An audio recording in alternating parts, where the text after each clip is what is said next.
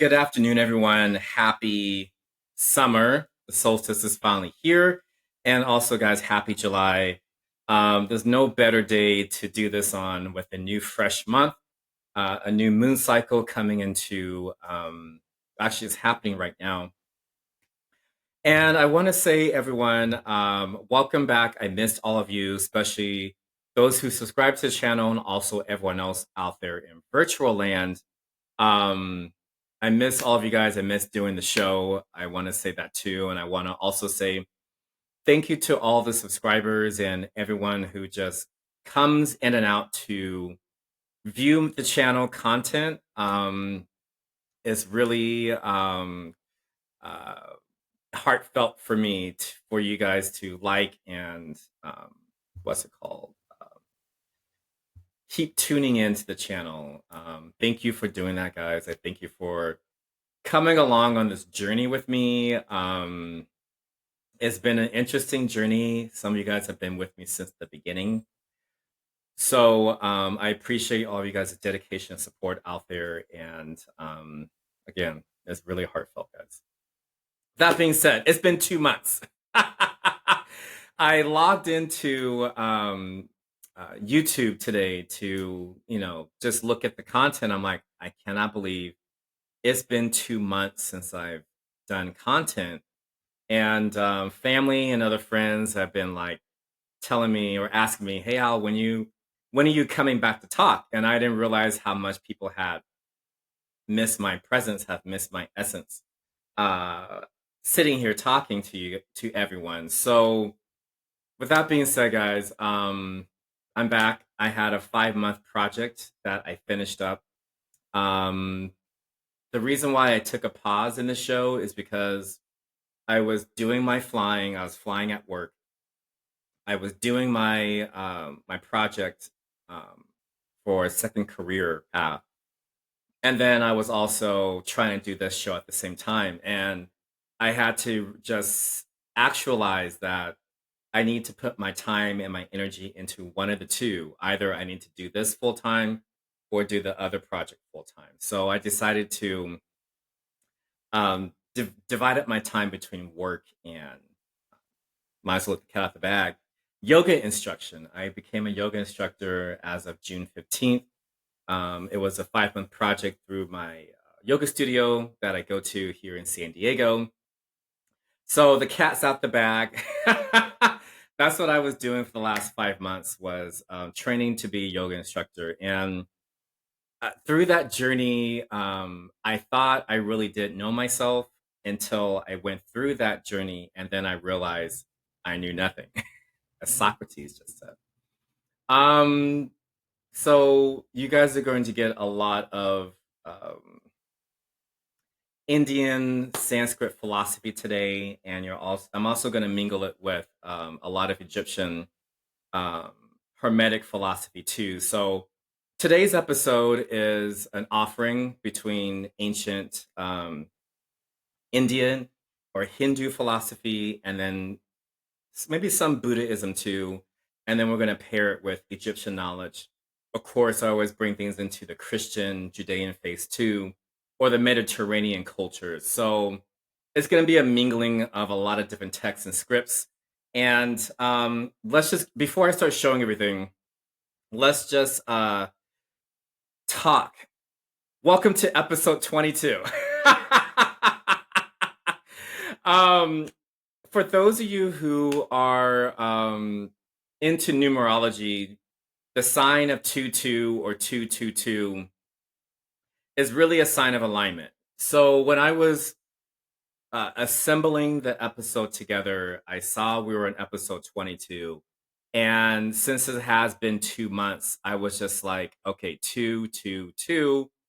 I think I should start season three, which is going to be the reason why I feel like the 2 month break is significant. So, with that being said, we're going to close out season two, which was Renata's being reborn. And I'm feeling season three is going to be all about realignment or realigning yourself within your body, within your incarnation. And then also a lot of different offerings from other people, meaning I want to explore how to um, interview people. So I've been reading a lot of books. Few authors have already agreed to chatting with me. I just need to just buckle down, contact them, and get them on the show so we can hear other people's perspectives and not mine all the time. There's similarities with all of our journeys, but as I always mentioned before, uh, a spirit's or a soul's journey is a solo adventure, which means you have the power to have your own adventure, however it looks. Everyone is very different um, with their journey, and I feel like the reason why I keep doing this show is to just spark something in people that starts their own inquiry. Like when I was coming along with my own journey, did I watch other shows and read other books that sparked my curiosity? So that's the main reason why I got in front of this camera to talk with people is because I wanted to give back that feeling, that spark of curiosity, like who's really in there, what's really going on. It's one thing to know that you're an eternal spirit. It's another thing entirely different to actually talk to it, know of it, and believe that is you and you are it all at the same time. So hopefully that explains why I'm still doing the show with all of you guys. And let's get into uh, season 3, realignment. And this kicks off episode 22 of the Divine Lux Soul podcast. So, as you guys saw, I was holding up the heart versus the feather. This is what this episode is going to be about. So, there's so much content. I decided to break up the episode into 2 parts. If I didn't, I would be talking for the next 3 hours, and you guys don't like that. So we're gonna try to keep this around an hour ish. I noticed that the audience likes about an hour ish. That's as much as you guys can stand the information. So we're gonna try to keep it within that hour. With that being said, guys, as you saw, the papyrus scroll that I was holding up was the papyrus of Anu, and that's out of Egyptian Book of the Dead. And the reason why I'm doing that is because a few different things have been going on in my life, and even within the last year, a lot's been going on. And I want to share with you guys too is I've been getting a lot of messages that this content of today needs to be said. I had an entirely different show put together, but my spiritual team and my own, true essence kept pushing this content louder and louder and louder and louder to where I couldn't stand it anymore. And I decided to sit down and actually assemble everything together. So that image of the heart versus the feather, the feather of truth. This is what I wanted to kick off this season 3 with, which is realignment. And to have a balanced heart consciousness against the feather of truth and light, which is God. I feel a lot of people need to hear this, and I feel a lot of other people who do talk about this. I feel like I find a different way to get the point across of how serious this is. I know we subscribe to all different kinds of schools, but this is really describing the solo path of a soul after it passes, or after the physical body drops and you transfer into the rainbow frequency. This does go down. And I just want to let people know today that this is a serious thing, guys. This trial of life, or as it called, the life review, is an actual thing. It's just not in Hindu philosophy. It's not in Egyptian philosophy. It is all throughout the Bible too. The day of judgment, as they call it. This is what the Egyptians were trying to tell people centuries ago about how the soul takes on this uh, this trial in life, in its existence, its entire existence. After it finishes a human incarnation, this trial goes down. And this trial takes place in the Hall of Ma'at. And the Hall of Ma'at is where the heart is weighed against, like I said, this feather, this feather of truth, light, purity, and justice. And the funny thing about it is, I was coming home from yoga on Sunday, and I'm enjoying the sunlight, and I look down and I see this feather just laying in the rocks close by my apartment. And I walked by it, and then something that said, "Turn back around and pick it up. It's for you." And then that's when I picked it up and I said, I can use this in an episode. So if you guys can see, this is a light feather. If I drop it, it barely goes down to the ground. So I just wanted to show you guys physically how light a feather is. And hopefully that's going to help all of you to understand how light our camera again. Every time I have information to tell you guys, it just slows down. To tell you guys how light your soul or your heart consciousness should be before you pass out of this physical body. And I also want to say this to everyone: the heart is the throne or the seat of the soul. What does that mean?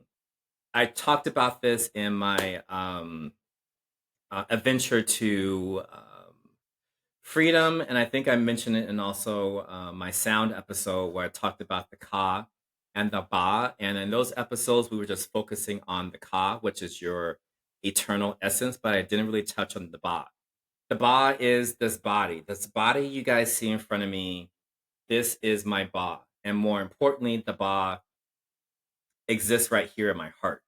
So that I want you guys looking at my body, I want you guys to understand this is all your your chest or thoracic region, your heart. This is where your ba resides, and the ba is tethered with the ka. So this is why in Egyptian text you always see them together, is because the ba has to be there for the ka to have uh, an immersive, true incarnation in life. Without the ba, the soul is still in its astral existence. But when the physical body is made, the ba starts producing the blood, starts pumping the cells to make a body for the Atman. We'll get to that term in a little bit. But this is why, it's so serious when women get pregnant, is because there's a lot going on between the astral world and the physical world together, that a body or a vessel is being made for the Atman to descend down into, to have an incarnation. So, and then, like I said before in my previous episode too, in Adventure to Freedom, the heart starts to beat way before the brain even starts to grow. So the heart is really telling the body exactly what needs to be produced, what cells need to multiply, what needs to form the brain, what needs to form the eyes, nose, mouth, throat. Everything, the heart is the main driver, the main consciousness that makes this whole human vessel work. So I wanted to throw that out there too, guys. And like I said, guys, the ba is your physical clothing. We're going to get back to that in a little bit. And so let's just throw that all together. We have the ka and the ba. Your ka is your eternal essence. The ba is your physical body or your heart. It has its own consciousness, its own heartbeat, its own frequency. Let me correct myself. It has its own frequency.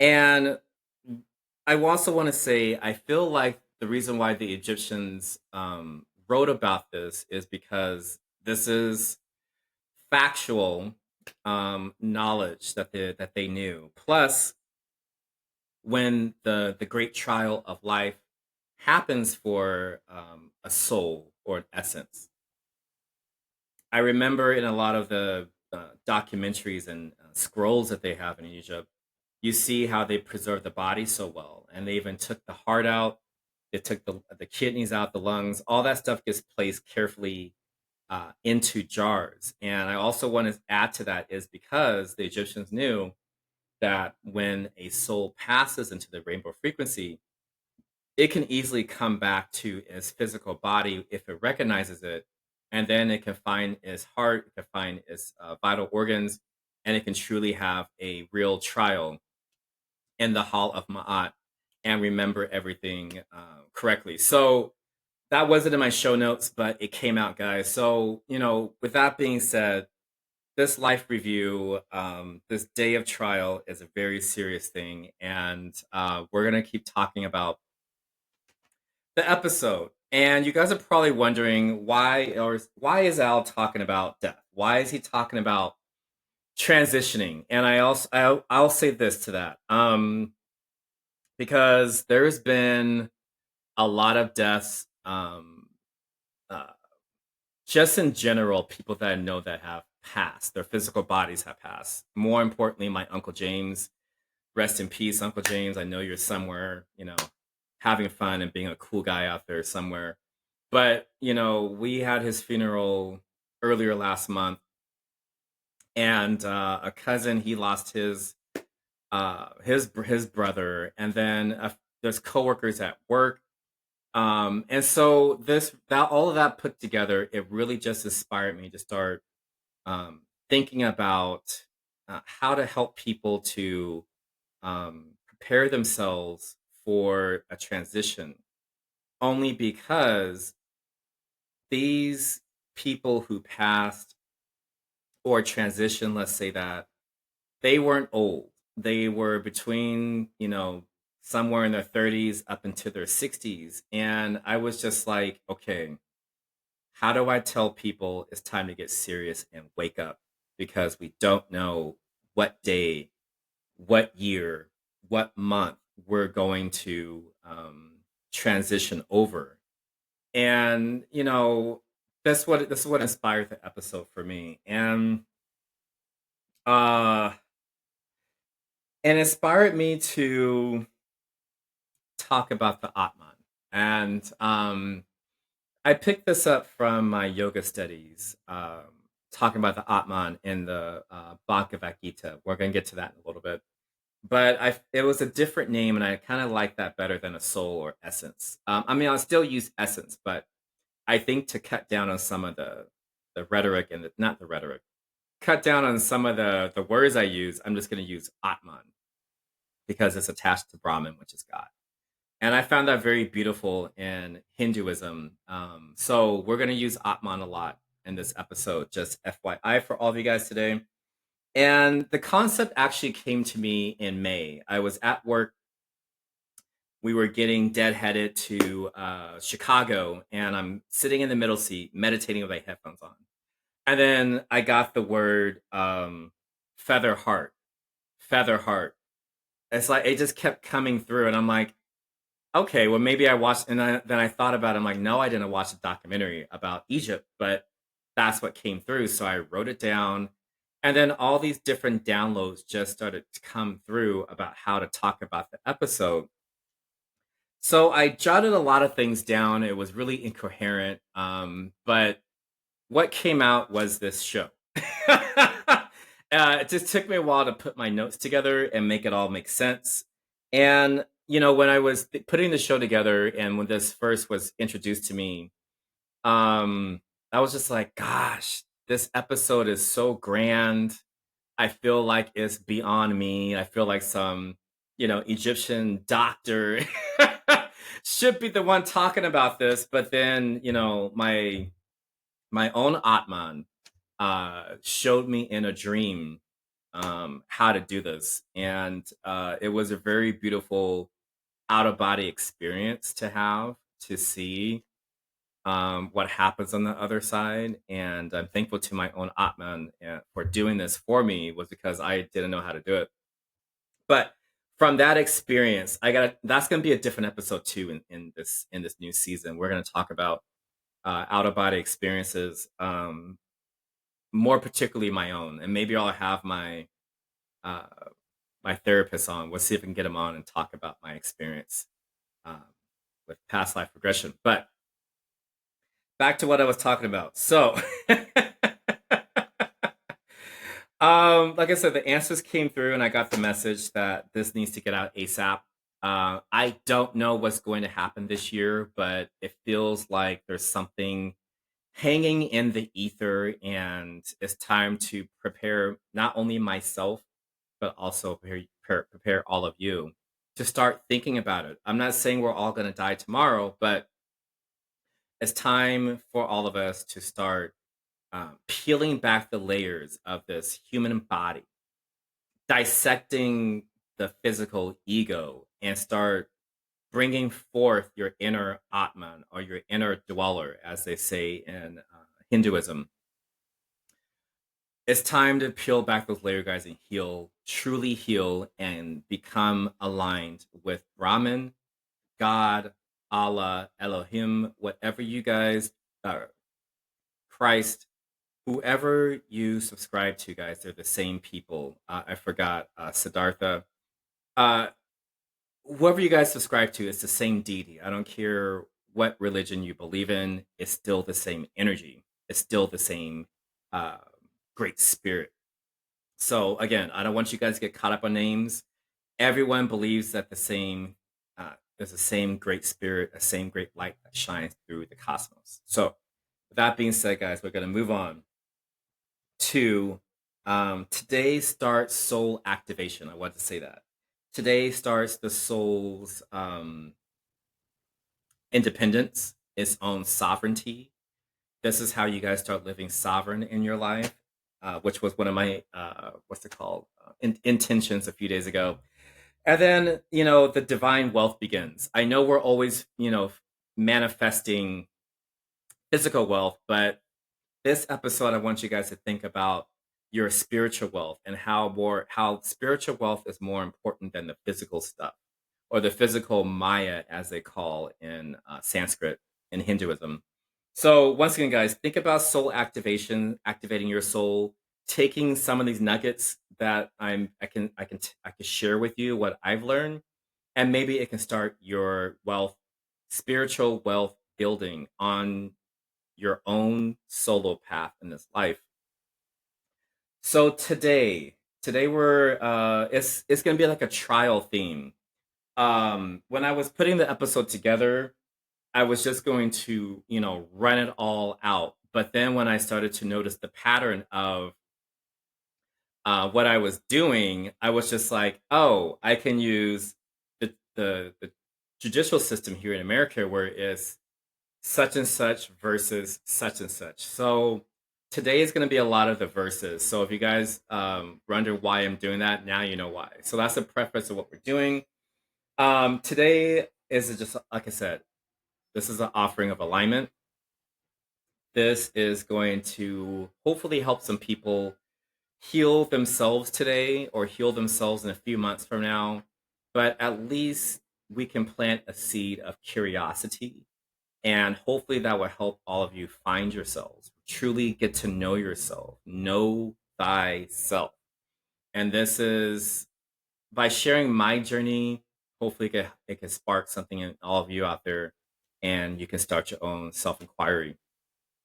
And then also, guys, building spiritual wealth uh, frees yourself from yourself, if that makes sense. Meaning, once you start building the spiritual wealth, the physical self starts to diminish, and then the Atman starts to rise, meaning that you're going to start living in better alignment than the world, the Maya, the illusion.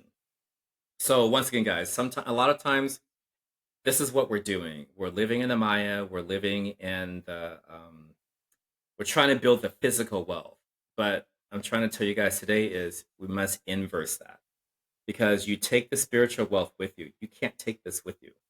Like I said, guys, I've been through a lot of funerals in my lifetime. Every time someone leaves this planet, all that Maya, all that stuff they ever built gets left behind. But they take this with them. And that's the main point of this show. That wasn't in my show notes, but it came out. So and I want you guys to become light, free, airy, like this feather I'm holding up, this feather of truth. This is what I want you guys to become. before you leave this planet, before you leave this existence, this incarnation. So that's the show's outline. And then I'm going to start teaching or going through the episode. And I've never done this before, but we're going to do that today, starting season 3. Like I said, new stuff. Today, we're going to reference a lot of the Bhagavad Gita, which is the Song of God. And if you guys have never picked this up before, I highly suggest it. It's pretty much the Hindu Bible, let's just say it. Only because Sri Krishna is a Christ deity in this script. And just like Christ in the Christian book, Christ here, Sri Krishna, teaches man everything of our existence, everything of who we really are. And that's why it is often called the Hindu Bible. So we're going to talk about this a lot today. And then always my favorite, the Kaibalion. We're going to reference some of that today. So like I said, guys, in the beginning of the episode, we're mixing a lot of philosophies. But again, I want you guys to understand that there's not one philosophy, there's not one religion that is correct. When you put them all together, they're all correct in the knowledge of God and who we really are, and how we came from God. That's another thing I wanted to add into the show. So, without further ado, let's talk about the show. Let's do it. So, as you can see, man versus Atman.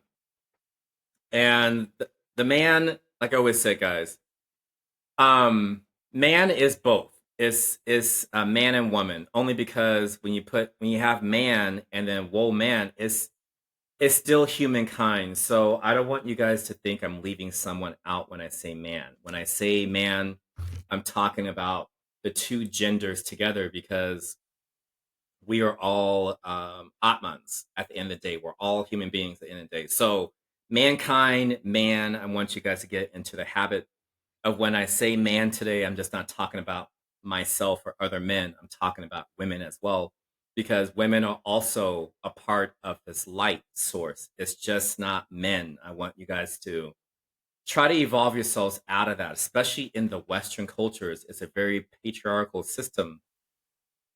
And I want to dispel all that stuff. That's false. They created more Maya that only men need to know this stuff, but I want you guys to know that women are also very much included in everything I'm talking about today. So the women out there, which is most of my audience, do not feel left out when I say man. Once again, I believe in you guys. You guys are very strong people.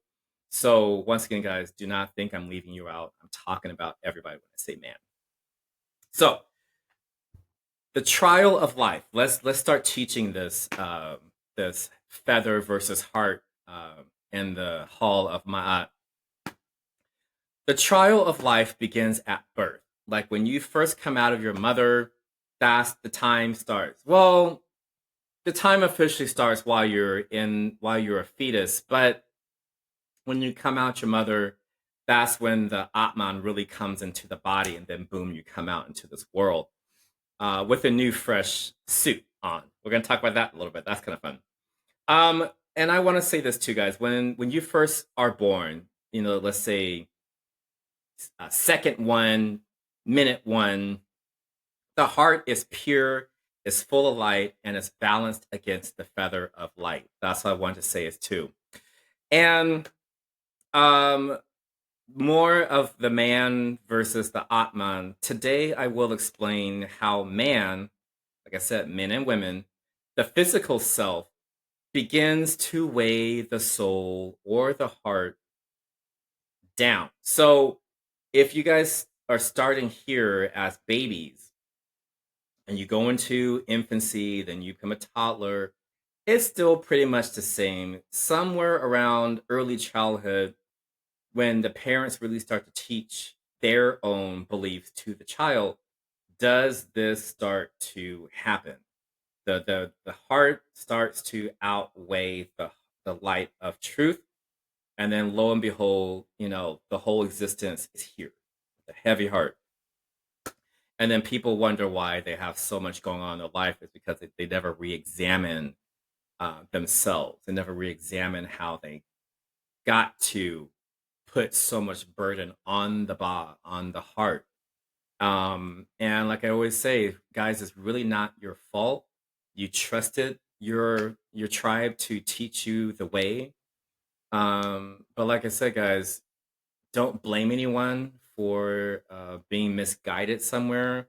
What needs to happen is a realignment. And anytime during your incarnation, it's okay to stop going one way, find a crossroad, and then go back to your true path of destiny. That's exactly what a human existence is for. So it's not a one way street. There's so many different connecting highways, byways, overpasses, underpasses that can get you to your true aligned destiny, your true aligned highway that you need to be on in life. So don't feel you guys have been done a disservice. Just think about it as a stepping stone or growing experience. Take, like I said, the crossroad, the highway bypass, and then connect onto your destiny, your highway. We all are assigned a highway. We just have to find the right one. So that's why I said there's different types of. I'm thinking about the highway system here in San Diego. There's different byways and overpasses, underpasses, interchanges. So think about that as you guys are going through your lives. Is you can change any time and find the right highway for you. It's not one built road. You can have many roads. You can even go off roading.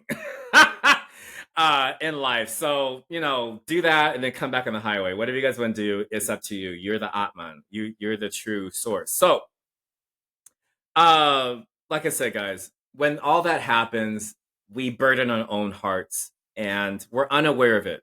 Some of us are unaware that we can burden our own selves. What does that mean? If guided, like I said, guided down the wrong path of material attachment, meaning you must chase the next dollar sign, you must chase the next hottest person, you must chase the next hottest religion, or you must chase that degree you've been going for, the house or that car.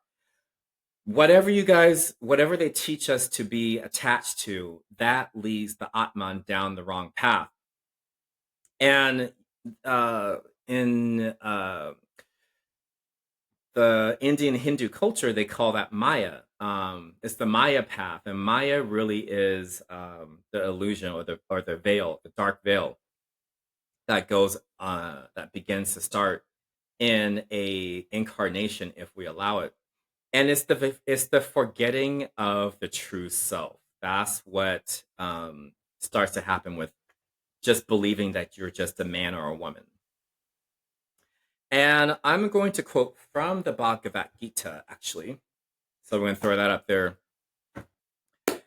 This quote I threw in there because it reminds the being of themselves. And I'm going to read it for you guys.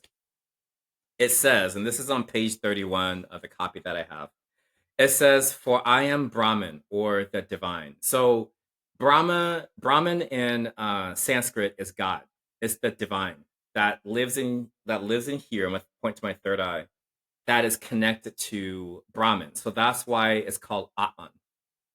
It's because our consciousness is directly connected to our creator, Brahman, God, the great the great spirit, the great light that shines through the cosmos. So that's why we're always drawn to a light source, is because it lives in here. It's in us. It's in him, her, the deity. It's like this tethering of all these souls together. So that's what that means. So I'm gonna read it one more time because I had to throw that in there. It says, "For I am Brahman within this body, life immortal." That's immortal. "That shall not perish. I am the truth. I am the joy forever." So I thought that was a beautiful quote to start this with, to remind all of you guys that you are Brahman, you have God in you. And then also in the Gita, it says, "The purpose of human life is to discover the truth. The truth is the unitive knowledge of the Godhead, the divine self. So, with that passage, with those two passages together, I hopefully that can help some of you answer the question of what's my purpose. And the reason why I put that question in there is because I know a lot of people always talk to me like, I don't know what my purpose is. And I felt like the Gita or the Bhagavad Gita gave us the readers that the purpose of human life is to discover truth, is to unite yourself with the God knowledge, with the God self, your Atman. That is the purpose of human life. So, any of you guys who are lost in this life, take this quote with you in life, write it down, buy the book, write it somewhere in your journal, and just come back to that anytime you feel lost and out of place. You know that your purpose here is to unite yourself with the divine self. That is your main purpose in life. And I'm going to talk about about man um, a little more. It's your physical body. Man is your physical body. It's mortal, meaning it perishes. It has a shelf life. It's material, meaning it's built of this physical dimension, meaning that it's cells, it's atoms, it's nucleuses. It divides, it sheds. It's flesh and bone, blood, all that stuff. That's the material part because you feel it. You can feel yourself. It's solid. Well, it feels solid, but you know what I mean, guys. Like because your astral self is transparent. This isn't transparent. This is dense. So that's what I mean by the human body. And it can be harmed, meaning you can pinch it, you can stab it, you can puncture it, you can wound it. That is the destructible part of this body. Uh, Also, it doesn't move without the soul consciousness. The senses can be very unruly if unchecked. It's terrestrial, meaning it's of this physical dimension, is an avatar for the astral traveler. And like I mentioned before, guys, it's called Maya. This body is called the Maya only because it can be an illusion. These physical bodies really are a gift. It's a vehicle for the soul. But if you are ignorant to the fact that it's here to help the soul grow, you'll never understand your whole entire existence. You just live it, and then you see it on the other side, and it's too late by then. So, once again, guys, this body is for a functional purpose. Like I said in my other previous episode, it's not here. You're not here to be beautiful your whole entire life. Your body is here to help you grow as an Atman. So, I'm gonna throw that out there. Uh, this body is a rule follower. It because it's made in this dimension, it has its physical limitations because this physical world has its own limitations. So that goes back to the what's it called? The Matrix. When Neo was trying to fly and and Morpheus was explaining to him of how in different dimensions you have to follow the rules, and this body is limited in its own rules, but the infusion of the Atman can the body do more than what it's designed to do. We'll talk about that in a bit.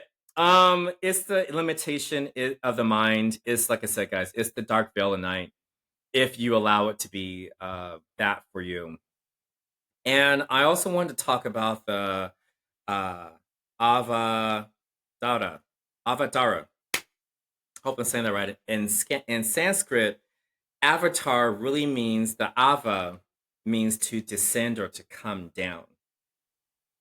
And the tree or the tar in the word means to pass. So in English and Latin, we get a different translation. But like I said, guys, in um, through the centuries, these words came from Sanskrit, got reassembled into Latin and English into avatar.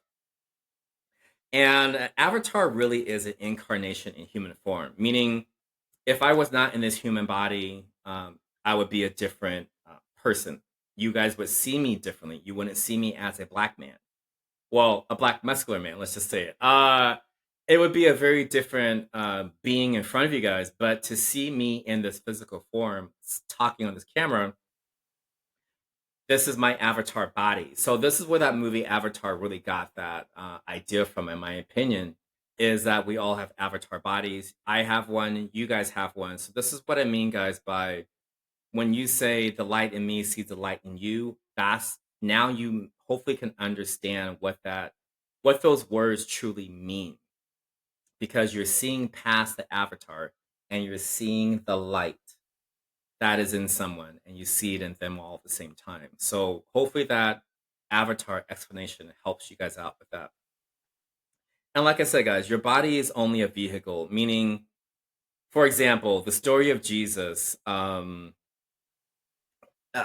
it really is about, you know, an incarnation. And people say incarnation is not in the Bible. And I always counteract that with the story of Jesus, is because God sent himself down, according to the text, to come into human form and start teaching the people. So, that's why I always feel like when Christians say, I don't believe in incarnations and, multiple lives, I'm like, well, recheck the story of Jesus, because it's all right there in bold print.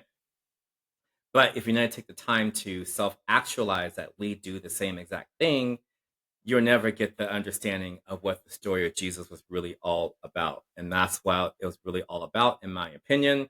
And I feel like a lot of these ministers have mistaught it to people. But like again, it's like, hey, guys, when you understand that you are Brahman, you have God in you, do you understand that you are an incarnated version uh, of yourself in a physical body? That's what this whole purpose of life is. And even in the Bhagavad Gita, Sri Krishna tells Arjuna, the great warrior, about the descent of man coming from the divine world into the physical world to have a human experience and to heal a lot of things and grow. And so that's what I wanted to say about incarnations. And we're going to move on. So again, guys, hopefully that teaches everyone that, you are a son or daughter of the great father, meaning you have God in you. It's there. You just have to find yourself and connect to that frequency, and you can start evolving and evolving higher. Let's just say that. Moving on. Like I said, guys, story of Jesus, we talked about that. And I also want to add to the story of Jesus about reincarnation. Um, this came from the book of John. It says, remain unbrokenly in the Christ consciousness. He shall never see death. And that, like I said, came from the book of John. What does that mean?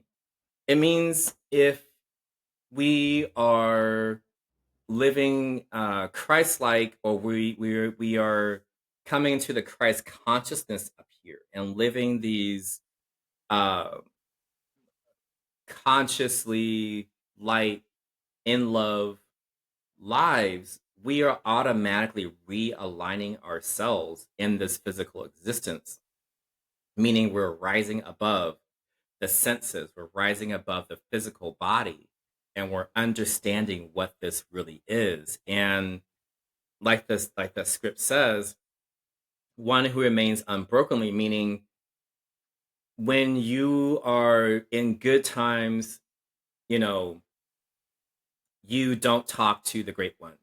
And that I'm gonna admit too, I was really bad about that in my early years. It was like when things were great, I didn't pray a lot. I was just like, oh, I can do this. I feel invincible. But then when times, when that pendulum swung backwards, let's just say that Hermetic philosophy, did I start getting on my knees, praying, and clasping my hands and locking onto them with all my dear life. So, with that being said, guys, just put that as an example. Unbrokenly meaning, even if things are bad, you've got to pray. Even when things are going so perfect in your life, you still must have that unbroken, unshakable Christ like consciousness, because you will never die once you have that consciousness inside of you, and you can start living lifetime after lifetime after lifetime because you're not afraid of yourself. You know yourself. And like I said, you can start uploading your information from previous lives or current lives and keep cycling back. If you do cycle back, or maybe you just, evolve into a different dimension and live there. It's always up to you. So that is all about man. Let's get into the Atman, which is what I like the most. Um, I want to talk about this. This also came from the Bhagavad Gita. If you guys never read it before, it's really about Arjuna. Arjuna is a great mythical warrior in the Bhagavad Gita. He's never lost a war. He's a great prince as well. He's a great what's it called leader of his army. And in this storyline, it picks up where Arjuna is preparing for war. There's a civil war happening in India. And Arjuna knows these people. He grew up with them. They're his uncles, his brothers, his cousins, distant cousins. Like they all know each other. And on the other side, same way with the other half, they all know each other. And the armies are coming together. Arjuna is having this really hard time because he does not want to kill his fellow countrymen and his family. So he stops the party. He stops the horses. He sits down on his chariot and he's just contemplating, like, I can't do this. I can't go to war this time. And then out of the blue comes this white chariot, is ivory and diamonds and gold, and these 5 white horses. Here approaches Sri Krishna. Sri Krishna and him have a full-on conversation about Christ consciousness. So that's what I mean, guys, by the Bhagavad Gita is a beautiful way to talk about incarnations and our divinity, is because Arjuna and Sri Krishna have a very long conversation about existence. Mainly Sri Krishna. Once Sri Krishna comes into the storyline, he talks a lot. And Arjuna does have a few questions for Sri, but Krishna takes over and just keeps talking and talking and talking about the Atman, the dweller within, letting Arjuna know about his duty as well as a human. We're going to talk about that in the episode. But he was telling Arjuna exactly how to live. So this is what the Bhagavad Gita was talking about. And I pulled out another, what's it called? Quote from the Bhagavad Gita. And it says, worn out garments are shed by the body, meaning when we get tired of our clothes, what do? We take them off, bag them up, and we toss it somewhere. And we recycle it, or maybe it goes in trash or something like that. Whatever you do with your old clothes, you donate them. Let's just say that. But it continues on to say, worn out bodies are shed by the dweller within the body, meaning there is a dweller inside of you, in me, and what it's saying is whenever the body is worn out, the dweller within will change the body out if it hasn't finished what it was doing, and it will find a new body to incarnate through. So again, that's what I mean, guys, by there's a lot of teachings in this Bhagavad Gita. And it says new bodies are donned by the dweller like garments. So if you guys ever go to the store, the mall, like us, those with the 19 in front of our birth years, you go to the mall, you start shopping. This quote is saying the Atman does the same thing. When it sheds its old worn body out or worn clothing out, it goes back to the spiritual world. It goes to the spiritual mall, picks up a new body, and then it gets reincarnated again. So again, guys, this is a lot of teaching, a lot of truth coming out the Bhagavad Gita on how we do this. And let's talk about the Atman. The Atman is truth. The Atman is birthless, is deathless, is endless, is forever unchanging. So that is your Atman self, guys. It never dies. It's been birthed a long time ago and it's never going to die again.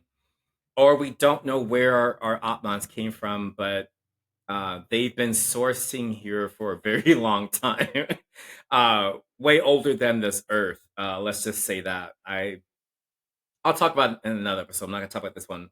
I also want to share another quote from the Gita.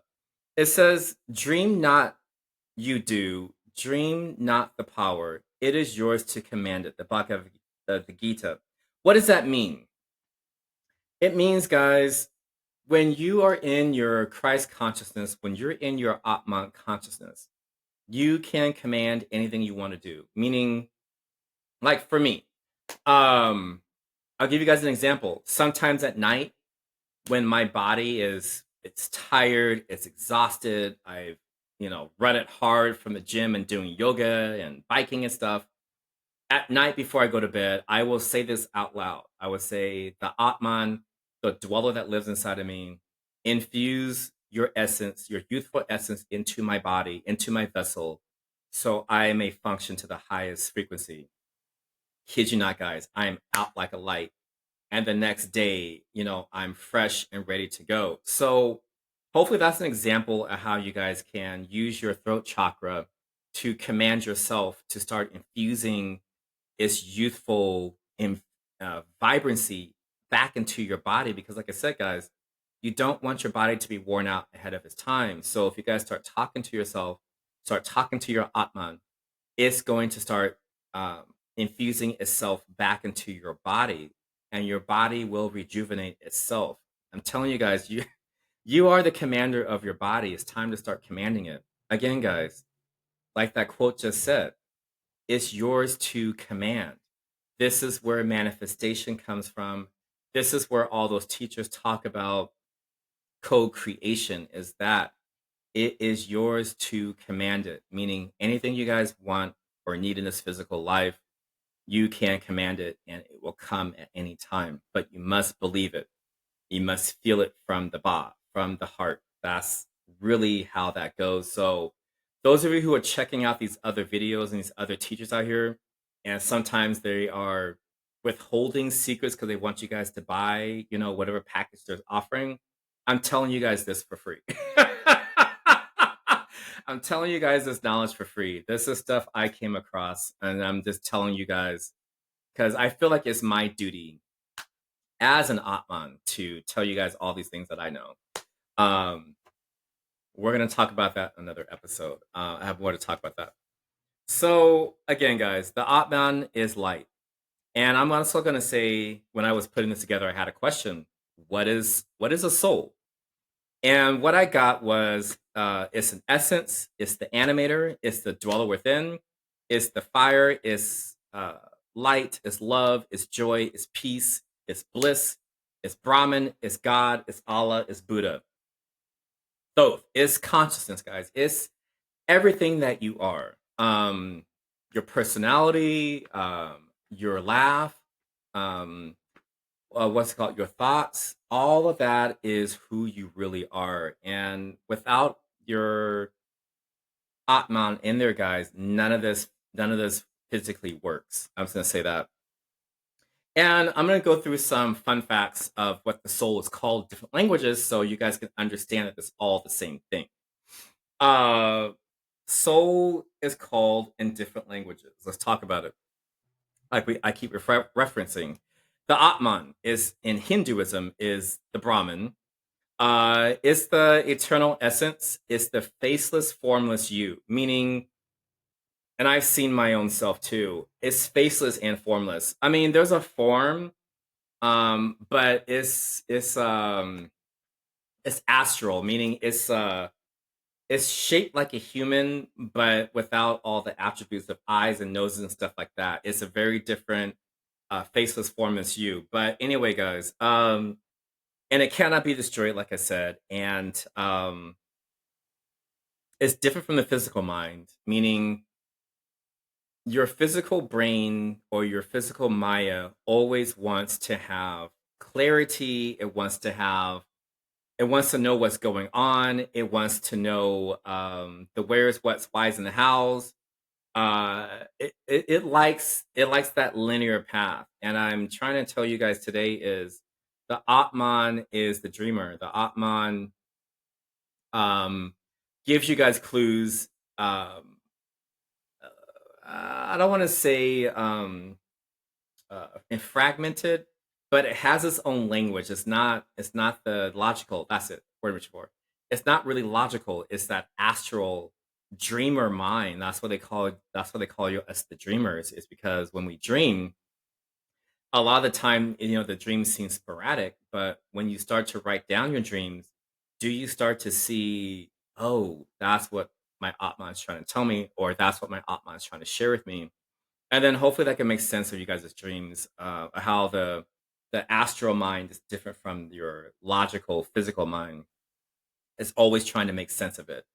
Uh, the Atman is also the incarnated self, meaning your incarnated your soul, so people can see it. And then the dweller within. That's what it's called. Sometimes I use that too with Hinduism. And then let's go to Egypt. The Ka. The Ka, again, is your faceless, formless you. It's your eternal essence. Uh, is seen as, it's also attached to the Ba, which is your body. And that's your unique personality and your character of yourself. So even in Egyptian texts, it tells us that, tethered with the ba and the ka, do you have your own unique personality, your own unique laugh, your own unique language? Everyone talks very differently. Everyone laughs very differently. I have not met the same person. I have not met a person who has the same laugh ever. That's truly a unique thing to the Atman. So I'm just trying to give you guys encouragement to really start believing yourself and really start to love yourself, that you are a unique individual. And it's your Atman, if you take the time to get to know it, it's really your Atman who's uh, driving your speech, driving your laughter, driving your essence. That's the real person. It's not your physical self. Again, your physical body does not live without you. So again, you're the incarnation in physical form, and in this in the Egyptian theory, this is where the heart comes into play, and we're going to talk about the heart probably the next 10 minutes. It's not going to be a long show. So the heart comes into play when we talk about the body. Let's move on to the Greek and the Latins out west, Mediterranean cultures. They call the Atman the psyche, your thoughts, your free will, your consciousness. That's what the Latins and the Greeks believed in. And then in the Hebrew Jewish text, they call the soul the nefesh, or the essence of a living being. And I think that was a really great one to explore. I didn't know they called it nefesh in Hebrew. And I had a question for you guys. Let's say, okay, Al, we get it, man. Like, you talked about this dang essence. And you're probably wondering, okay, Al, I get it. I'm divine. I have a Atman dweller living within inside of me. You're probably asking, okay, Al, where do I live? And I would say it's not in any geographical location, meaning where you were born, where you currently reside, has nothing to do of where your Atman really lives. And I'm gonna say this too, guys. Your dweller within lives tucked into your brain. And I'm pointing to my third eye. That's another chakra point in the human body. The reason why I'm pointing there is because somewhere beyond my skull, somewhere deep into my the vortex of my brain, uh, where the two hemispheres of let's do that, the two hemispheres of the brain separate. There's a little gland called the pineal gland, and the reason why it's called the pineal gland is because it's a little pine cone of an organ, and no one understands why it's there. But in my research with the pineal gland, it's crystallized, meaning it's really the only part in our brain that's has these little crystals in it, and no one understands why. And I feel like your Atman, your essence, truly lives in that pineal gland, only because when you guys dream at night, your essence is sending information down into your pineal gland and is spreading it out to your brain. So when you're dreaming at night, you can process what's happening in the ether world, and it's coming into your physical body as a dream. So hopefully that clears up what's going on with dreams out there, guys. Is that you live in your pineal gland. Your gland connects to, let's see, the back of your brain stem. It goes all the way down your back, down into the lower part of your sacrum. So if you guys ever heard this before, you must protect your spinal cord, you must protect your spinal column, only because that's where you live in the body. The rest of the stuff is just the sensory part. But like I said, guys, your true essence is in your third eye. It goes all the way down your spinal column into the lower part of your sacrum, which is your seat where you sit. So that's why it's so important to ground yourselves every day when you sit out in nature, because you can now uh, get the full essence of Mother Earth inside of your spinal column to talk to you.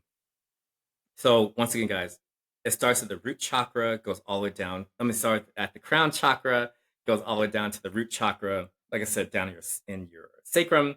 And the fun part about this gland is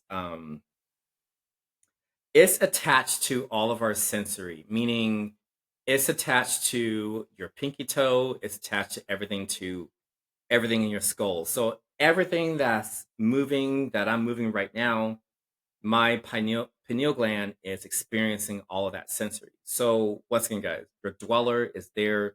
The body is attached. Every single nerve, every single wire in there, let's just say that, is connected to your essence. So hopefully that helps you guys out, understanding of where you actually live, and can kind of start dispelling and hopefully helping you guys detach yourselves from these physical locations that we're born in and we live in. That when you guys evolve into a Atman experience, you understand that your city does not define you, your town does not define you, your state, especially here in the United States, does not define you. The country you were born doesn't define you, because guess what, guys? This that gland in there, yourself, your Atman, can go anywhere, and it can move anywhere in this planet and move anywhere outside of this planet.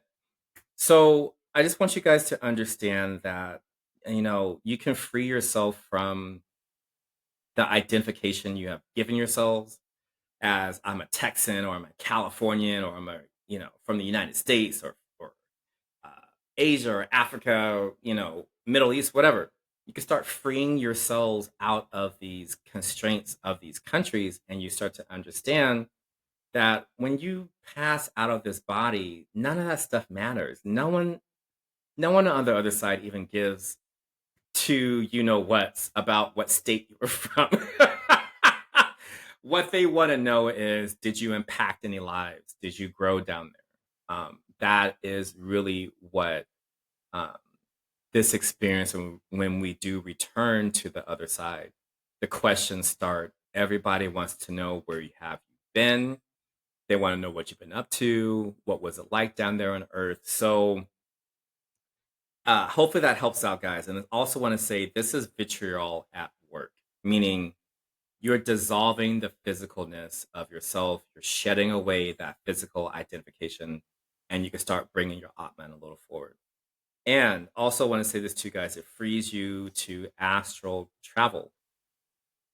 And I wanted to have a working definition of what astral is. Astral comes from, um, it's an English word, but it's rooted in Latin.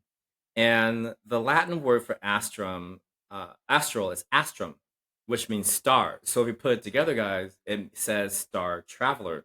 So hopefully, you guys, that makes you guys understand how words are really impactful in this human existence. Is a lot of our words come from a very ancient culture, and it talks so much about star light and star travel if we take the opportunity to do that. Okay, guys, let's move on. We talked about man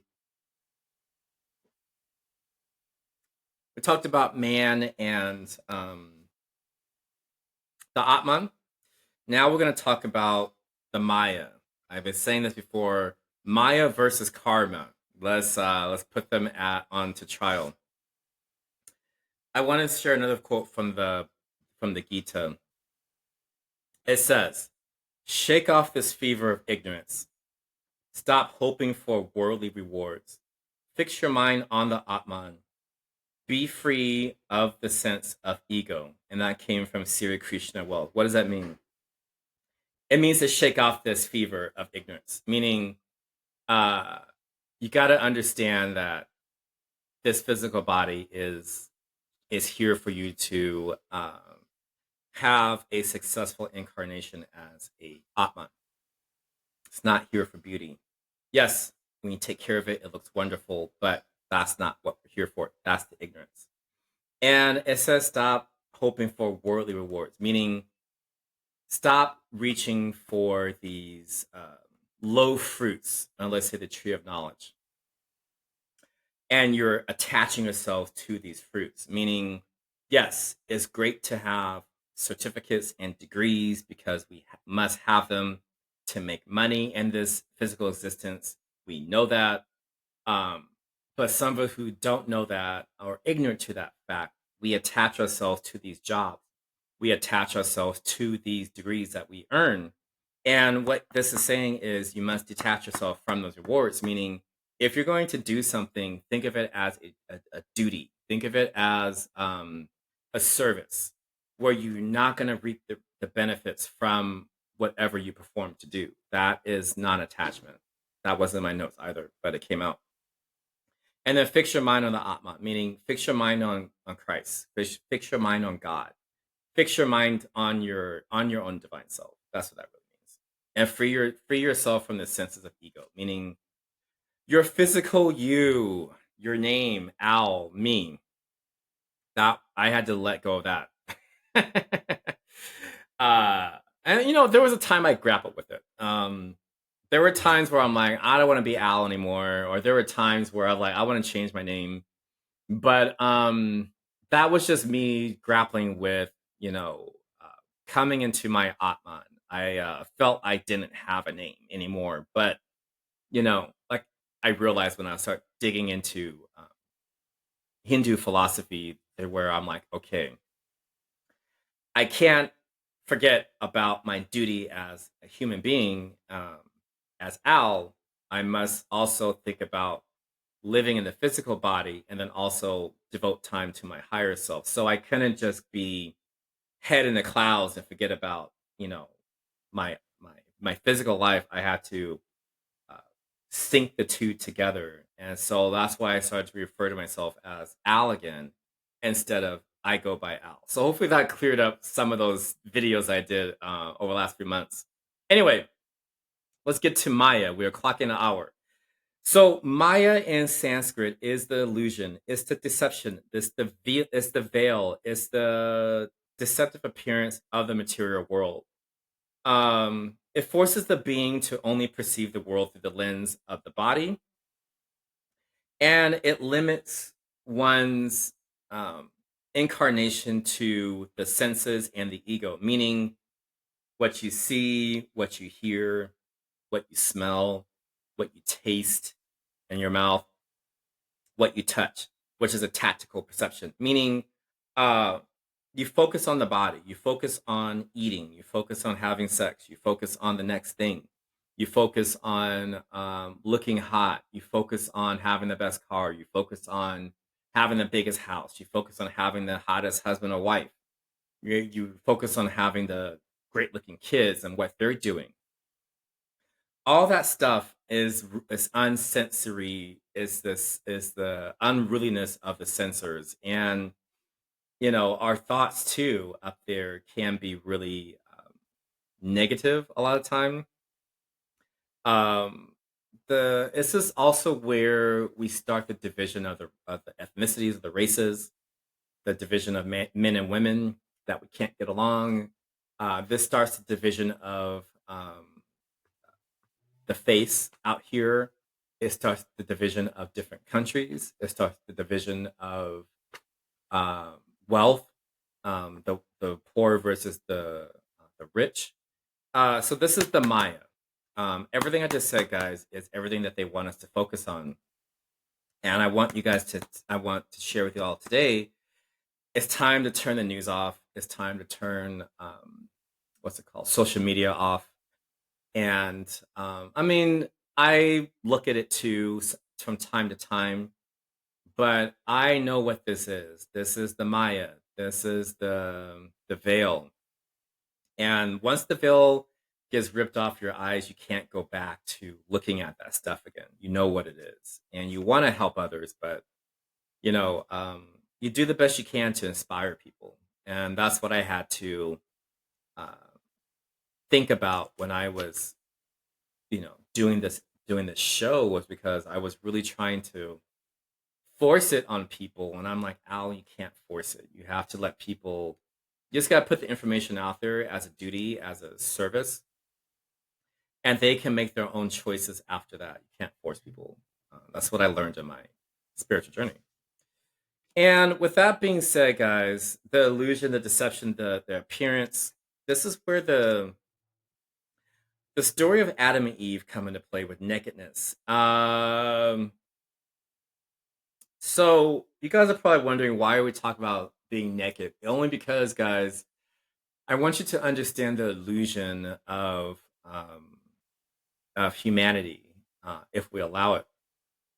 The story of Adam and Eve means, in Genesis, I'm just gonna say it, guys. Adam and Eve were created naked. Like, when God created man, we didn't have clothes. We came in this body already, but we didn't know about it.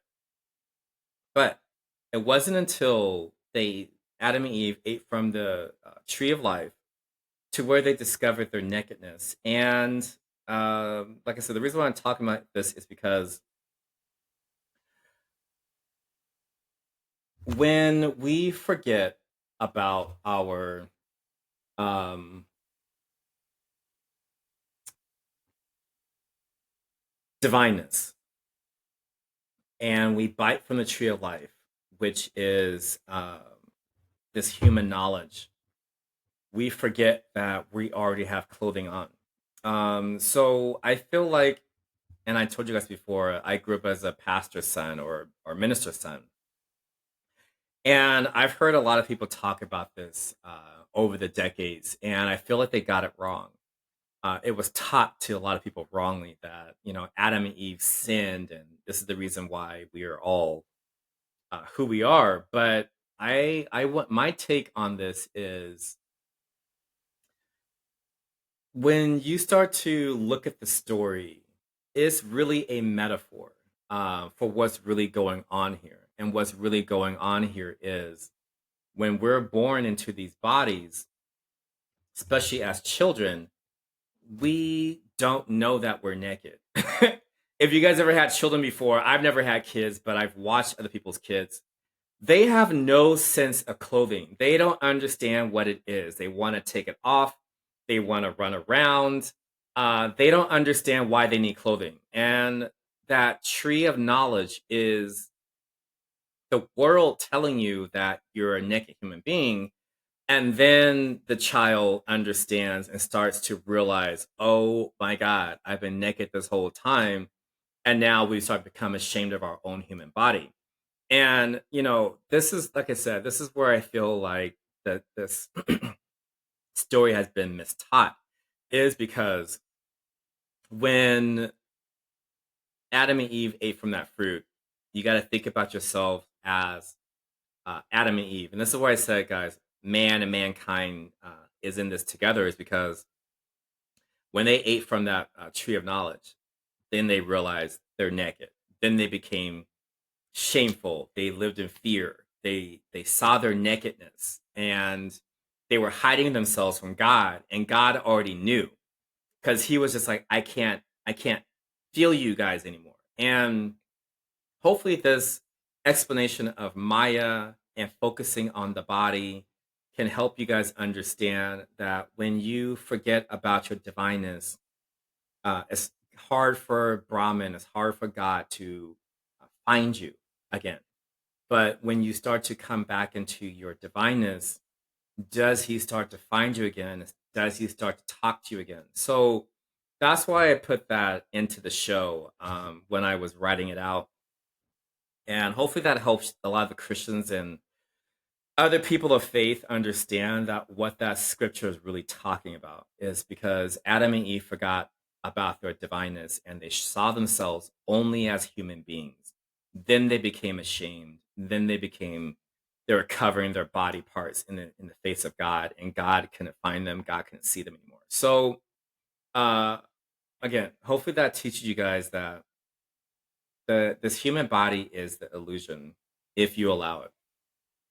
And like I said, you continue to start to live in fear. And I also want to say this to you guys: the body is your clothing. I'm going to say that one more time because that was a huge revelation for me.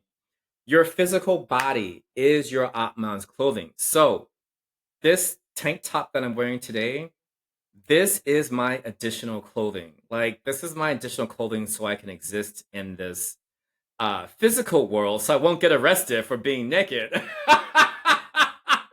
And I know that. So I wear clothes now because I must wear them in this dimension. So that's what I mean, guys, by understanding this three-dimensional world is once you see it from a different perspective, you're like, okay, fine, I must wear clothes so I won't get arrested.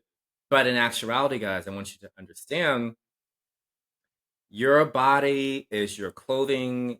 Uh, you don't need any other clothing. But like I said, guys, the rules of this world is you must wear clothes. So, and I was meditating on this too.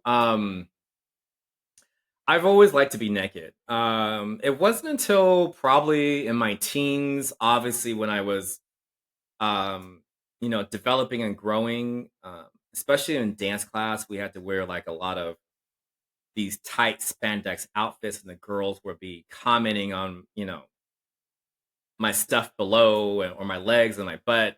And I just got really conscious. So I started to wear a lot of clothes. But, once I got into college, I went to this liberal university out in San Rafael. And me and some of the girls used to just climb out to some of the hiking trails and just lay out naked. And I never really understood why I enjoyed being naked. And then over the years, I always went to nude beaches, and this verse about the Maya really just brought it uh, home for me. There we go. It brought it home for me to understand that, like I said, guys, I never understood why I need to wear clothes because I understood at a very early age that this is the clothing. And like I said, it wasn't until I started to develop to where I became ashamed of it. But then, like I said, over the years, uh, I love it, especially now that we're an awakened Atman. I like to be naked, but like I said, uh, I don't want to get arrested, so I wear clothes. So, if you guys ever come across someone who's awakened themselves to um, this actualization, you see they don't wear a lot of designer clothes. Because this divine vehicle is the designer clothing. This is just physical dirt. Let's just say that. This is just physical stuff that we have to wear. But like I said, guys, if you come across an enlightened soul, they're wearing just regular stuff, uh, or barely wearing anything at all because they know the true nature of their themselves. The body is the clothing, and they have no interest in designer duds and shoes and belts and coats and purses. All that stuff is doesn't exist to an enlightened soul. So hopefully that explains to some of you why, like I said, you run into these enlightened people and they just very casually when you see them. And hopefully that will help you guys understand why they dropped all that stuff. Like for me, um, back in the day, I used to go to Contempo, Merry-Go-Round, Buckle, Louis Vuitton. What time? I think I bought a Gucci belt one time. So I used to be a clothing horse, but like I said, I evolved out of that stuff, and now I really don't care what I wear as long as everything is covered and I don't get arrested. That's all I care about. So again, let's move on. Gotta talk about this enough. Also, guys, Maya is associated with karma, meaning the human suffering of wants and desires um, is it starts a cycle of lack, fear, and sin if we just believe in the Maya. And this is taught at birth, it goes through life, and then it goes into death, meaning it's a linear progression. And they also call it what's it called? Adulting in life. People feel you have to suffer in an incarnation to get to heaven. I want to tell you guys, especially the Christians out there, please throw that out of your mind. You do not have to suffer in this life. Your creator, God, wants you to live a very successful and abundant life, an easy life. So, once again, guys, you do not have to suffer and scrape and get by and work till you die. Let all that pre-programming go. That is matrix talk. I want you guys to take that away from this episode. Is uh des- heart desires, lust of the heart. Try to evolve out of that. And lack, meaning you don't have enough money, evolve out of that. Be grateful for all the money you do have. Fear, what's the other fear? If you are not if When you believe you're an atman, that you're indestructible, you cannot die, that dispels the fear part. And then the sin part, once you're an aligned individual, uh actually, know what? Take that back. There's no sin. But when you're in Christ God consciousness all the time, there's none of that. There's no checking to make sure you're in alignment. You already know it because you're living in truth, light, and love. Meaning you're not telling lies anymore. You're respecting your marriages. You're respecting your friendships. You're respecting your families. This is living. You're respecting the creator. This is all living in light, guys. So once again, sin, all that stuff does not exist. Try to evolve out of it. Try to become an aligned individual. But like I said, guys, when you start to drop all that Maya stuff, do you start coming to a realignment? And let's see, what else can I say? Yeah. Um Material possessions, again, like I said, it limits us to sensory uh organs and the ego. The ego builds because the ego wants to stay alive, guys. I'm gonna say that. The ego always wants to stay alive in its awakening experience. So try to drown out the noise of the linear mind and try to come into your aspirations and dreams. And all of this suffering that the human condition wants us to have is it binds us to karmic debts. I don't know if you guys heard that before, but a life bound to suffering adds to karmic debts, meaning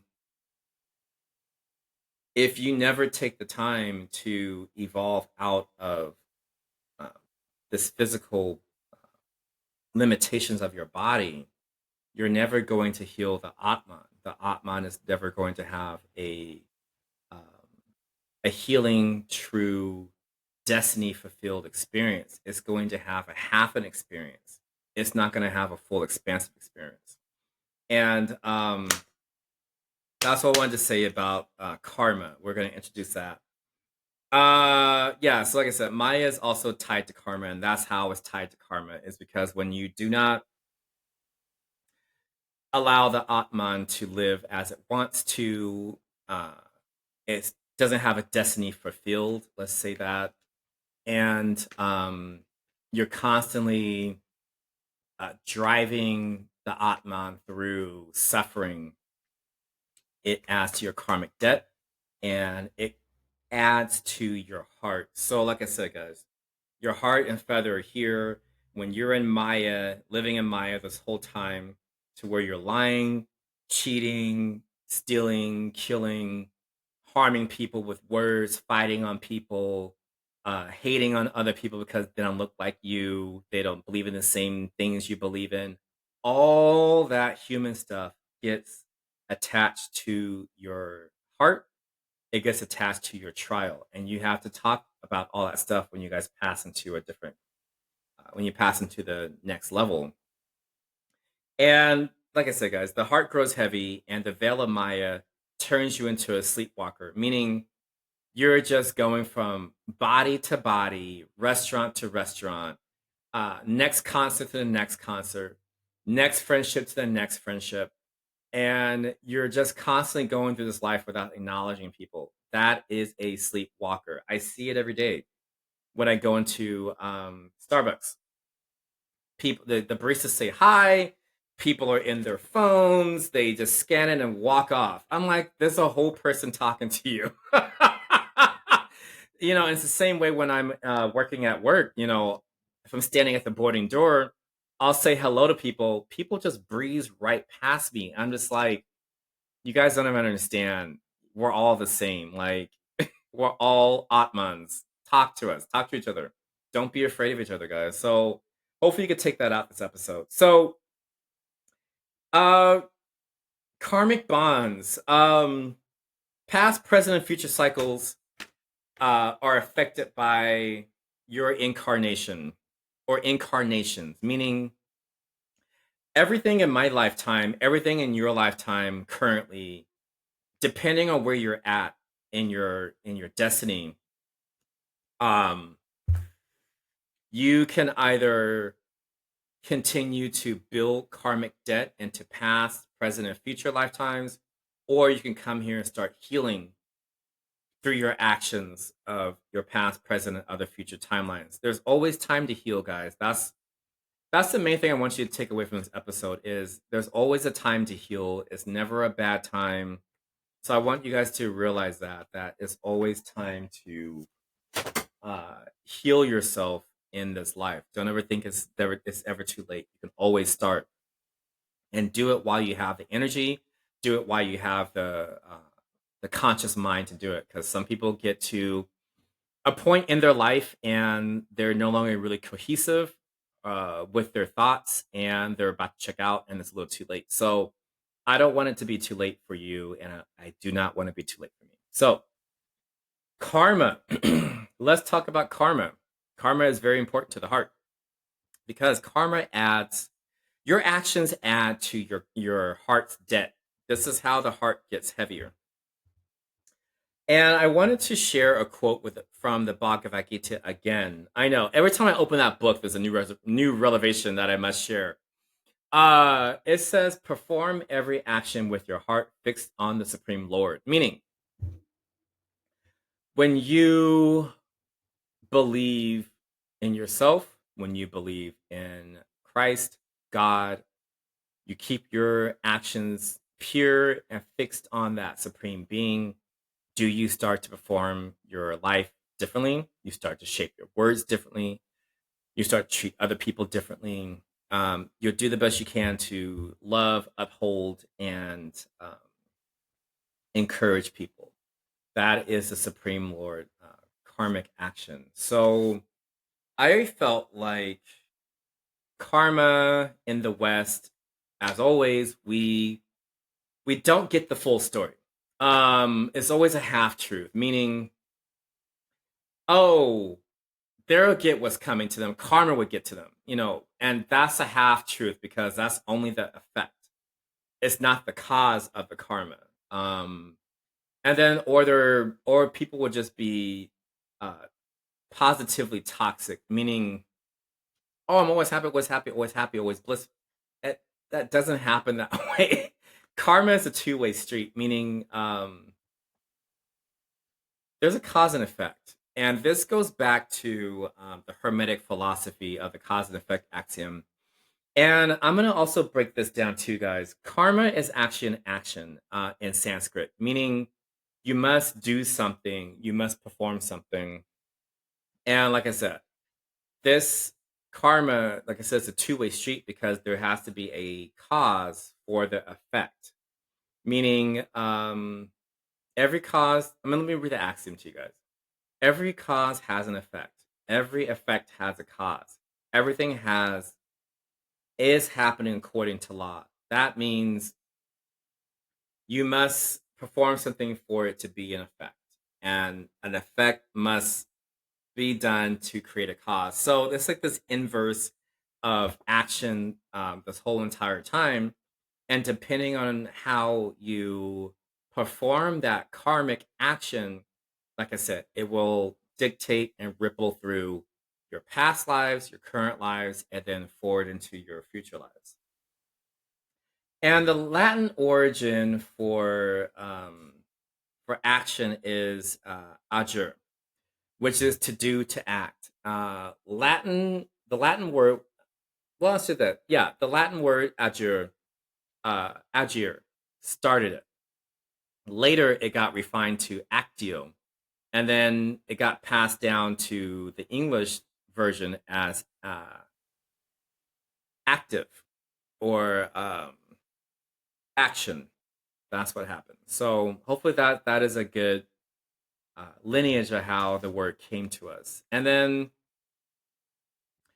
also want to continue on with saying, you know, action is a process of doing something, being active, something being done, such as an act or a deed. Uh, this action can be a physical activity, a force, or an energy. And also in Sanskrit, it says action or karma is work, is a deed, is an effect of a deed. So hopefully that helps you guys out with how karma really works. It's not a one-sided thing. Uh, so hopefully that makes it a more of a better experience for all of you guys. So more action. Action, let's break it down even more. Is thoughts, is words, is intention, is a physical action, meaning what you're feeling, what your intentions are for the day with other people, how you treat people. That's all being recorded in this physical plane and is being uploaded into the astral plane. So that's what I mean, guys, by like we are doing more in this physical existence than just being beautiful or uh, being a hellraiser or whatever you guys are doing out there currently. There's more to this than what you guys think, and hopefully this episode will help all that. And then let's do actions of the Atman versus actions of harm, which is the Maya. Actions of the Maya. This is everything that the Maya or the bad karmic uh, body can do if you let it.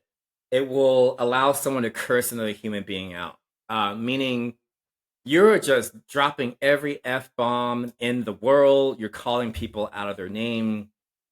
This is causing harm to someone else. You're casting a spell onto someone else. I mean, I know physical harm or physical abuse is bad, but emotional word abuse is just as bad because it lands into people's minds. It lands sees a change into someone's mind. So once again, guys, cursing someone all the way out of their name is a Maya harming of another individual. If you're doing that, guys, stop. I'm telling you this now. It's not worth it in the end. If you're cursing someone out and you catch yourself doing it, I want to say it's a mirror to yourself. When you curse someone out of their name, there's something in that person that you don't want to deal with, I'm assuming. And so you have no other words than to start cussing. So I want to tell you guys this now, guys. If you're cursing people out currently, please stop. You're adding so much karmic debt to your body. It's insane. And I also want to say this to you guys. Uh, a lot of heart conditions are tied to anger. So if you guys are angry all the time, you probably more than likely have some heart issues. So that's something that shows up in the body. So once again, guys, rethink what you're doing to people. Let's move on. Name calling. That's a bad thing. That's harm. Hatred, killing, envy, jealousy, spell casting, like we just talked about. Uh, People use a lot of words to cast spells, so you must be careful in what you listen to. That includes people who go to church and people who are attending uh, these other spiritual practices out here these days. Be careful of what people are saying. If you don't understand it, try to get out of there. Or if they're really getting into a spell, just walk away or don't listen to it. Um, Negative thoughts about someone, that's harm. Dislikes, um, meaning you dislike someone or you hate someone. That's a harmful thing too. Coveting or desiring someone else who belongs to someone else. That's a huge no-no, guys. That adds more debt to your heart. Um, Elevating yourselves over other people. That's another karmic debt you must repay. Um, Telling lies, having secrets, meaning, oh, I'm taking this to the grave. Gotta release that, guys, because I'll talk about that later. I'm talking a lot. Lack, feeling lack, meaning I don't have enough money. I don't have enough friends. I don't have enough. I don't have enough. I don't have enough cars. Uh, all that stuff, guys, is the Maya. Uh, this all comes to suffering and also believing in your mortality, meaning that you're going to die one day. So what does it matter? And I'm here to tell you guys this. It does matter, because if you're down here cutting up, you're you're just a hellraiser your whole entire existence, guys. Guess who doesn't forget? Spiritual world. And like I said, guys, when you cross that barrier into the hall of Ma'at, she's going to ask you, why did you do this in your life? And you're going to have to answer that for that. So once again, guys, just because your body is going to die one day does not give you the green light, the hall pass to do whatever you want.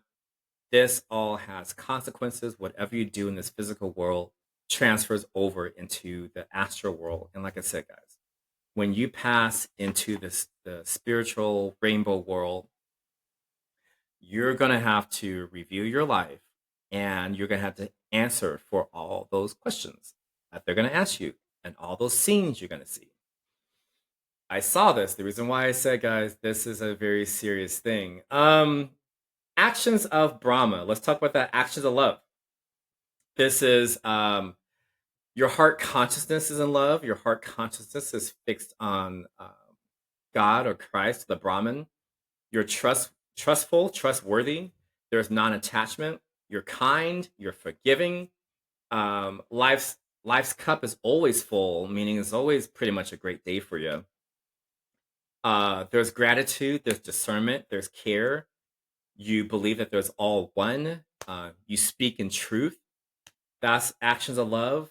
You're respectful to people. You're respectful to animals and um, plants and Mother Nature. You do your duty as a human being.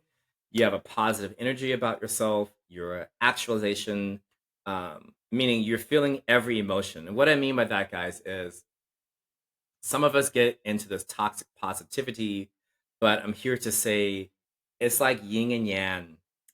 You must feel the good. I mean, you must feel the positive. You must feel the negative. That's a part of this human experience, is not only feeling the positive but also feeling the negative. But like I said, guys, once you feel the negative, now you must come into the positive. You have observation about yourself and you have abstinence about yourself. Um, so those are all actions of love. And let's talk about karmic debt and what that really means. I'm leaving a lot of popcorn trails, as people say, introducing things, and now we're going to talk about it. So karmic debt, what does that mean? All souls, all atmans are born with a karmic debt, meaning actions in a previous incarnation has been carried through to your current one. So, meaning the family you were born to, or the people, your current tribe, that was a karmic debt. The location on this planet, that was a past life karmic debt. Your siblings that you have, that's something you got to heal from. That so the bloodline you're a part of, your family, your not only your immediate family, but your extended family and your extended family on both sides. When you start to observe the behavioral patterns in a bloodline, you're going to start to realize um, what you need to start to break. You need to start to break the karmic bonds, break the karmic debt. So that's what I mean by, guys, by coming into your Atman, is because when you step back and observe yourself and observe other people, do you start to find the silent, um, what's it called? Cookie crumbs to say, okay, I'm here to break this cycle. I'm here to break this. I see a cousin, I see a parent, I see a sister or a brother, and you must realize that you've got to free yourself from that bloodline. That's something I want to talk about too on the show this season. I'll get into that. If not, I'll be talking about it forever. Because it's something, yeah, we're going to move on. Your gender is a karmic debt. Your ethnicity. Um, I'm going to touch on this and I'll move on. Uh, I had a past life experience or out of body experience, and I met myself in a past life, and I was many different things. But yeah, I've seen myself in other timelines. I've been a man and a woman in many different lifetimes. I've been a white guy. I've been, I think I was Mediterranean. I want to say, I don't know if I was Jewish or Italian, but I remember I was in the Mediterranean. I was in Asia another time, Africa another time. So that's what I mean, guys, by like whatever happens in an incarnation, you come back as that thing that you need to heal from. So hopefully that helps you guys clear up the karmic debt. And when you hear it now it will be a little more clear to you how we wound up this way, or how we wound up in this physical existence. And you're able, like I said, you're able to actualize why you're in this life cycle and what your purpose is. And I also want to say this too, guys. When you do not fulfill your purpose, your destiny down here, you don't clear out the karmic debt, you get cycled right back through after the great trial. Um, so that's what I want to talk about this today in detail, everyone, is because, like I said, after you drop this physical clothing, you go through the trial, you understand what's going on, and then they put you back into another body, and then you must start over. And then hopefully you do wake up in the next incarnation. But I'm trying to help as many souls as I can to not cycle back through. And we just live in a astral body for a very long time. We don't have to come back again for a long time or ever. So this is how we start to get off of the samsara incarnation wheel. And this is where the story of Siddhartha comes from, is because in his lifetime he was able to, heal himself and evolve out of it and never came back. But again, that's another story, another day.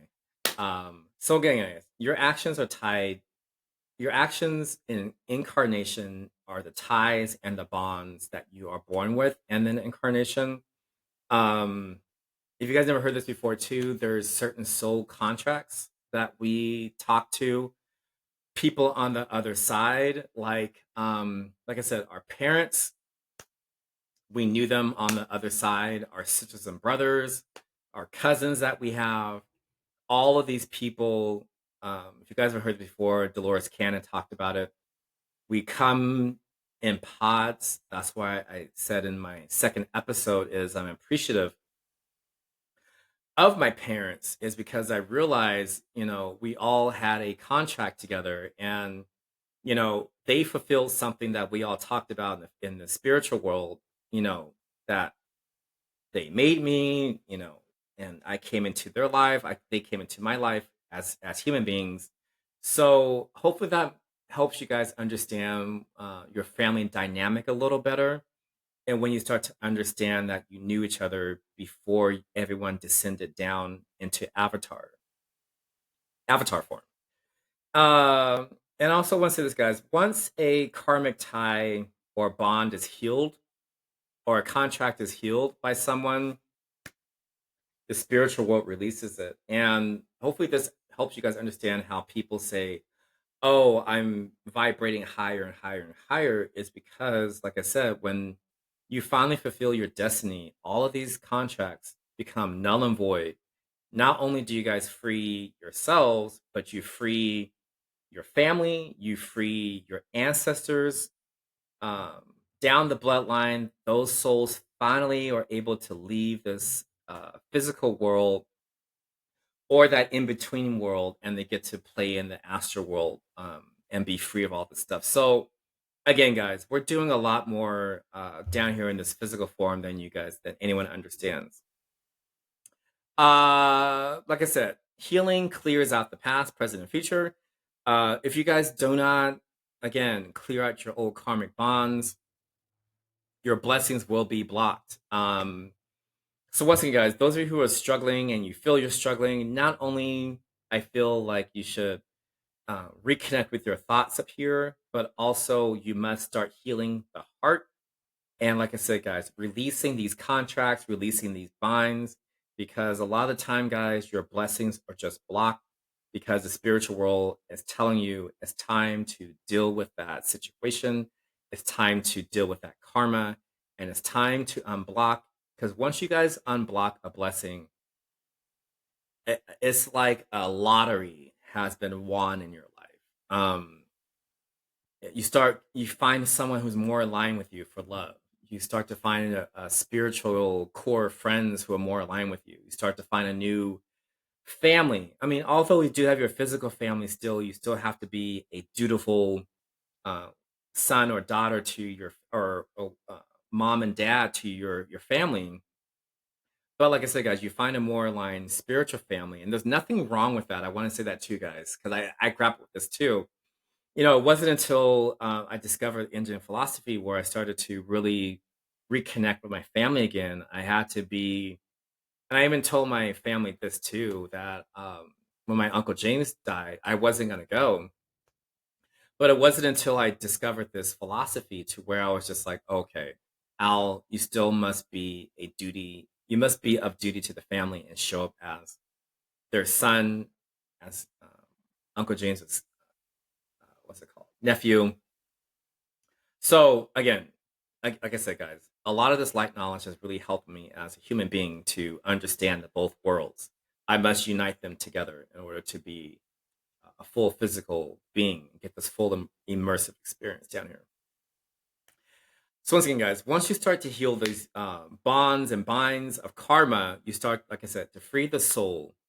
You free the bloodline, and like I said, guys, there's much more to life than eating, sleeping, acquiring physical material possessions, and reprocreation. There was way more to this than what they're teaching us, and that's what I wanted to share in this episode. And I also want to say this to you guys. Like I touched on before, the belief of, oh, let's talk about secrets. Oh, I'll just take this to the grave. No one else is gonna know.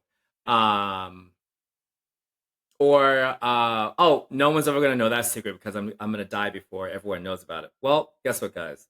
Like I said, the physical world, people in your family or friends, yeah, they may not know about it, but guess who does know about it? Brahman, God, Ma'at, which is the Holy Spirit.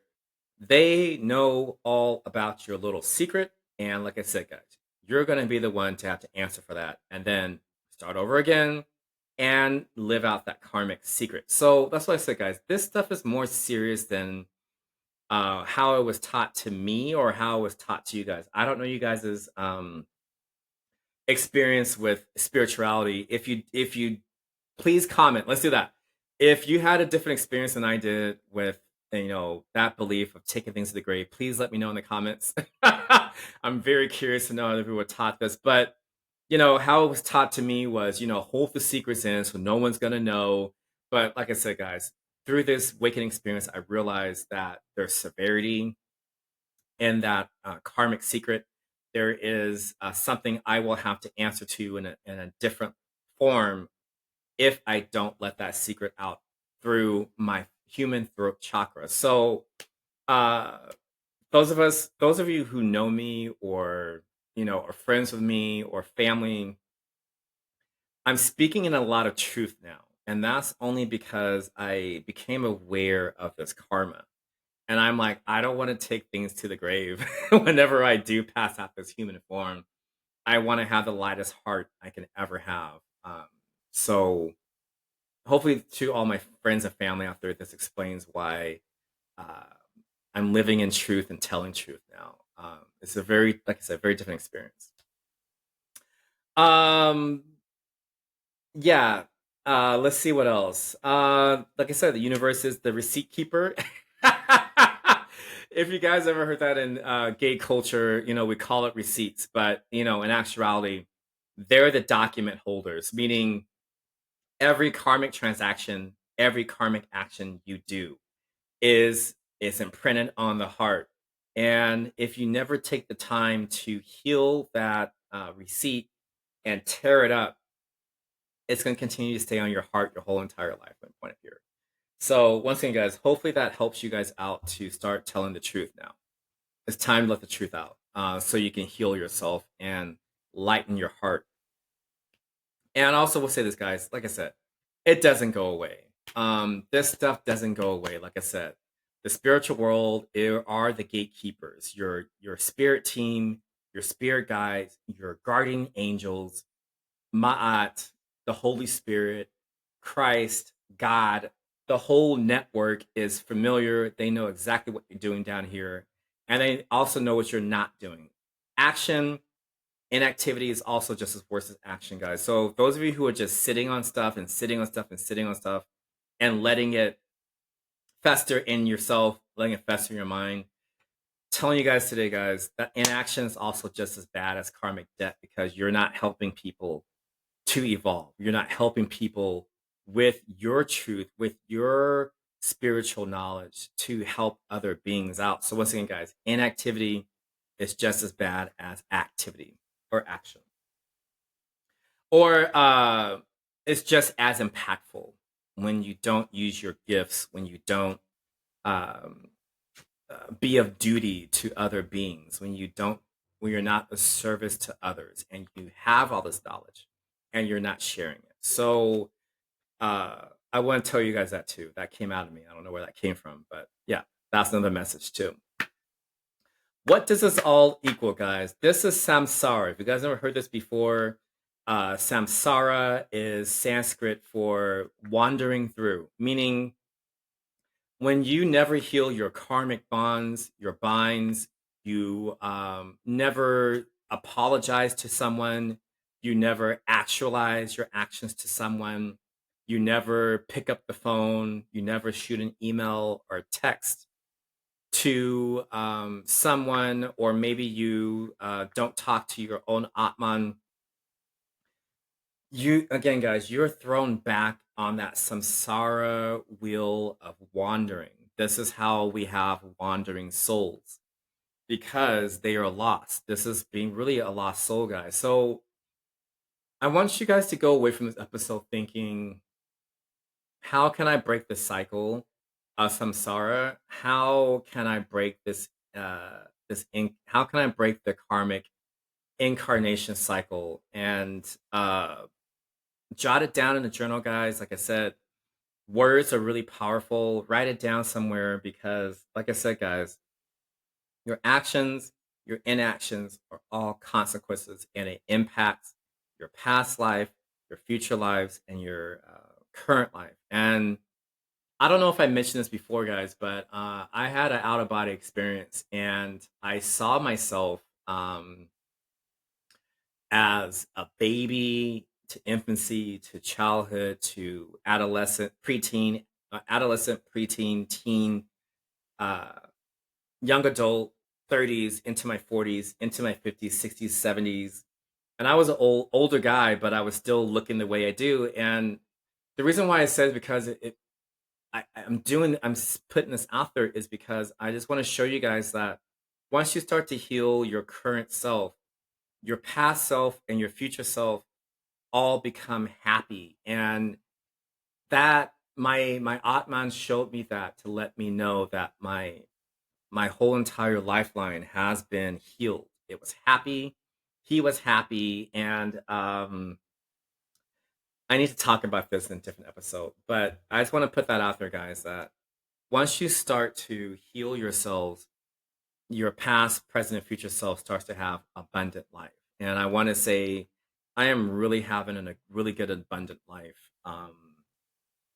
since, well, I would say 2 years ago started it, but more likely this year is really I've really come into abundance and spiritual wealth. I'll say that. So heart consciousness. I think I'm almost done.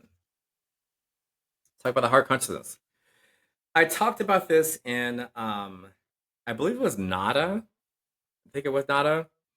Comment down below, but I think it is Nada. I talked about heart consciousness. Just like our fingerprints, our the beat of our heart is very distinct. It's a very distinct frequency. Um, every body, every ba has a different distinct rhythm, a different distinct vibration or frequency. It's like radio waves going out into the ethereal. And I want to say this too, guys. This is how the quantum field keeps track of you, is through your heart and through your mind. But more importantly, the assigned heart that every Atman is given has a different imprint on it. So if you guys are thinking you're going to get away with, um, you know, lust and envy and hating on someone, you know, you can't hide it from the spiritual world. You can't hide it from God. God knows. The spiritual world knows. So it's no longer a secret to them. So once again, guys, this is what I mean by we must realign the heart, because once we start to realign the heart, like I said, it's like tuning the dial on a radio station.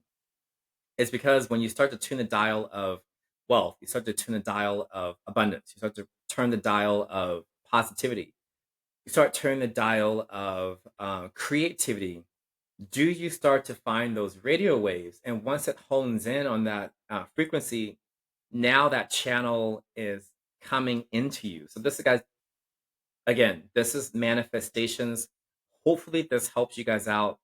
Like I said, I know a lot of these teachers out here are charging people a lot of money, but hopefully that helps you guys for free.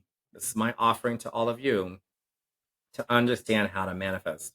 If you feel the knowledge, if you feel the frequency of knowledge, it's going to find you. If you feel the frequency of, uh, let's say, physical wealth, it's going to find you. So hopefully, again, guys, this is helping you guys to understand manifesting. Um, it's really through the heart. I mean, the mind's going to catch up eventually. It manufactures the feeling or the emotion, but no, it manufactures the thought. But this is the one that's gonna attract that manifestation for you. So try that out, guys. When you truly feel it and tune your radio station, you're gonna find the right one that works for you. So the ba, this is where the heart comes into the to play with the body. Like I said, guys, your heart is a huge radio station or a huge beacon. Is sending signals out to the field all the time. So once again, guys, if you're always in lack, you're bitter, you're depressed, um, what else happens? You're angry, you're stressed. All that stuff goes out into the field, which means all that stuff is gonna hone in and find you. That wasn't in my show notes, but again, guys, it's a truth that I know and I'm sharing with all of you today. So again, guys, every thought, every action, every intention is recorded in the time you're here in this earth school. I don't know if you guys heard that before. Earth is here for many a things, but a main reason why Earth was is created is because the soul must grow, the soul must learn, the Atman must learn. And this is what I mean, it's not the main reason, it's multiple reasons why this planet and this physical existence is here. But that is one of the things that are talked about in spiritual mystic worlds is Earth is a school. It's a giant university. Well, K through 12, then you go to college, and you might graduate. Sometimes you do, sometimes you don't, but that's okay. You come back again, or some of us are trying to earn that college PhD of being a human and being an evolved being. So once again, guys, this is a giant school. If you've never heard that before, so this is where, like I said, the sound at the Nada episode, the heart beats and moves way before the brain. So once again, guys, this is the consciousness that communicates to the spiritual world, and your crown chakra takes you into the astral. Meaning they must, like I said, coagulate together. The Ka and the Ba must unite together in order to have a full uh, God conscious existence. And like I said, once you guys fix your emotions, your actions on the Supreme Atman, on the Supreme God, do you start to come back into alignment? This is alignment. So again, guys, those people who are teaching this stuff or withholding the information, I'm telling it to you guys today for no cost, just an offering. Because like I said, I feel it is a duty of me to share knowledge with people. And like I said, it's a free offering. I'm not asking you guys for money. This is just stuff I want you guys to know because I know it and I wanted to get it out into the field. Um, let's see what else. Let's talk about the negative side of it. So we talked about the positive side on how to manifest good vibes, as they say here in San Diego, um, wealth, knowledge, youthfulness. All that stuff is done through your heart. Let's talk about the other side of it. Every time you gossip about someone, meaning you're dispelling false truths about someone, uh, that gets sent out into the field. Um, every false accusation about someone, that's another false truth. Cursing people out of their name, the spiritual world not only hears it, your Atman hears it, but your heart is so angry and full of hate that is projecting that out into the Great Hall, and is going on your trial list of things you must account for why you did that. Anger, resentment, hate, envy is broadcasted and recorded. Like I said, guys, nothing is forgotten about. The only way these karmic bonds are broken is when you apologize to someone, you think about apologizing to someone. Like I said in many other episodes, even if you can't get to that person, you can still use your third eye and envision that person. And like I said, you can either send a simple apology or you can invoke the Ho'oponopono, which is to recognize your action. You talk about healing it, and then you tell the person, I love you. And that's the way to clear that out too. So again, guys, there's a lot of things you must do, or I feel should be done um, in your life before you uh, drop this physical vehicle of a body. And like I said, guys, these things are presented to you at that trial. Like I showed in the beginning of this episode, where I think it was Anubis was there, and there was a little crystal, and then the scale. Your heart was on this side, the the justice and lights on the other side. This is your grand trial of life, guys, and like I said, it's your life is going to be shown to you, and you have a full on trial in the spiritual world. And I'm going to talk about this trial too in another episode. But not only is the Holy Spirit there or Ma'at, but Christ is there, the the Creator is there, um, your your body's there, meaning your body's there, your heart's there, your Ka's the one watching it. If you guys have seen that in the Papyrus Scrolls, there's a body that is you, that's representing the Atman that's there watching this whole thing. And then on top, you have like different other bodies represented. Those are your ancestors, angels. So I'm going to talk about this trial, guys, but I just want to give you idea of what's really going on that other side while we're down here going through the funeral uh, processions that we do in this physical world, the soul is really having its trial on the other side. So it's not like things are not happening, guys, but like I said, in a death experience of the body, is the essence is already gone, but we do a lot of stuff to make ourselves feel better. But I feel like we should celebrate, someone leaving the body. They're going back home. Let's just say that. So, when I was attending my uncle James's, funeral processions, I was always trying to keep a positive spirit because I'm like, I know, Uncle James is in a different place, a better place, and I know he's out there having fun somewhere. But like I said, guys, try not to think of passing as bad. Um, it's something that the op band must experience. I want to say that, and that came out of me. That wasn't on my show notes, but we must experience that too, guys. And I also want to say this to everyone: leaving broken, unrepaired, fragmented relationships are also recorded. Meaning, um, leaving things unsaid, leaving things undone in this life is also recorded. And again, at that grand trial, you're going to have to account for um, misguiding a soul. You're going to have to account for mistreating a soul. You're going to have to account for um, uh, not giving your all to a soul, and that's anyone you encounter in this life. So once again, guys, these are all things that are being recorded, and I want to say this too as a FYI. Sitting back and saying, "Oh, whatever. I'm not going to deal with it. They're going to get their karma, guys." That's not. That is not the right way to deal with a another atman. You must talk to another atman.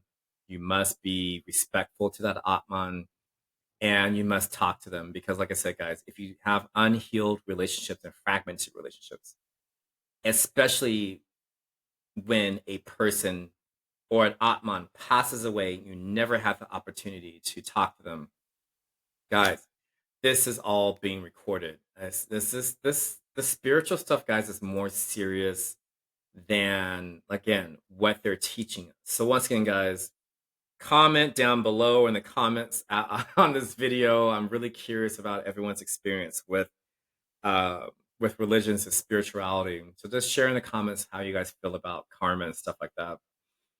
Um and also want to say this, guys, with that saying, that statement of saying, oh, they will get their karma. I'm here to tell all of you guys this too, guys. So will you. It may not come in this existence, but it's going to come in the next one. Meaning, if you inflicted harm on someone and you just sat back and just let it ride and thinking, oh, I'm just going to take it to the grave, life's going to deal with them. No, life's not going to deal with them. Life is going to deal with you. Uh, and that's what I want to wake you guys up to is do not leave things into the caution of the wind or let the wind take it. You must heal it. So that you must heal it, and again, you must understand karma is a two-way street. It's not a one-way street. It's a cause and effect.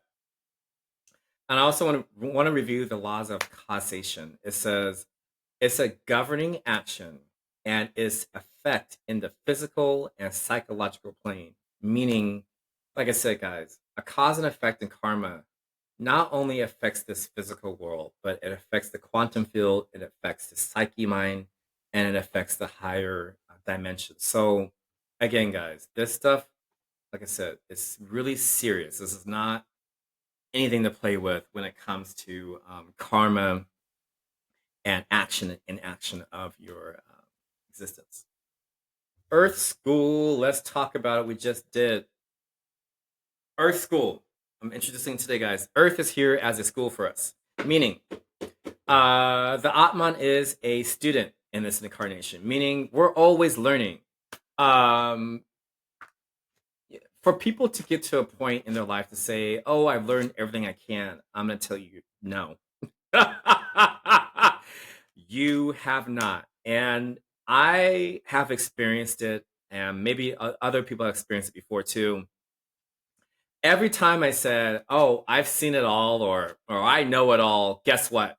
Something else one-ups me. So that was a funny explanation to do that, guys. But in actuality, guys, this is serious. This is how um, we start to drop the physical ego, because the physical ego will say, "Oh, I earned this degree, I've earned this certificate, I've been through all this hell in life, and I've been drugged through the mud, and etc., etc., wearing this stuff as a badge of honor." But I'm here to tell you guys this too, guys. Just because you've been through something, it doesn't make you an expert. Well, not quite an expert, but it just doesn't give you the green light to say I know everything, because you don't. I don't know everything. I'm still learning every day. And when I start to understand that I know nothing, did I start to understand uh, myself? I started to understand the art of curiosity. I'm always curious every day I wake up. I'm like a 5-year-old, waking up sometimes, because I'm always curious about everything and everybody. Like I always leave with a show is be curious about everyone and everything. That's where that stems out of. It's always being a curious student. You never, once you enroll in Earth School, you don't leave it until, like I said, you drop this physical body, and then you go back into the spiritual astral world. So hopefully you guys can understand and respect Earth a little more, knowing that it's your schoolhouse. And if you guys have ever been through school before, what do? We put things away neatly, and we respect the classroom. And I hope you guys respect your own environments. The Atman, it requires growth, knowledge, and without growth and knowledge, guys, the Atman um, pretty much perishes. There's no growth, meaning it's no challenge for it. It's no learning. It's not breaking any karmic bonds.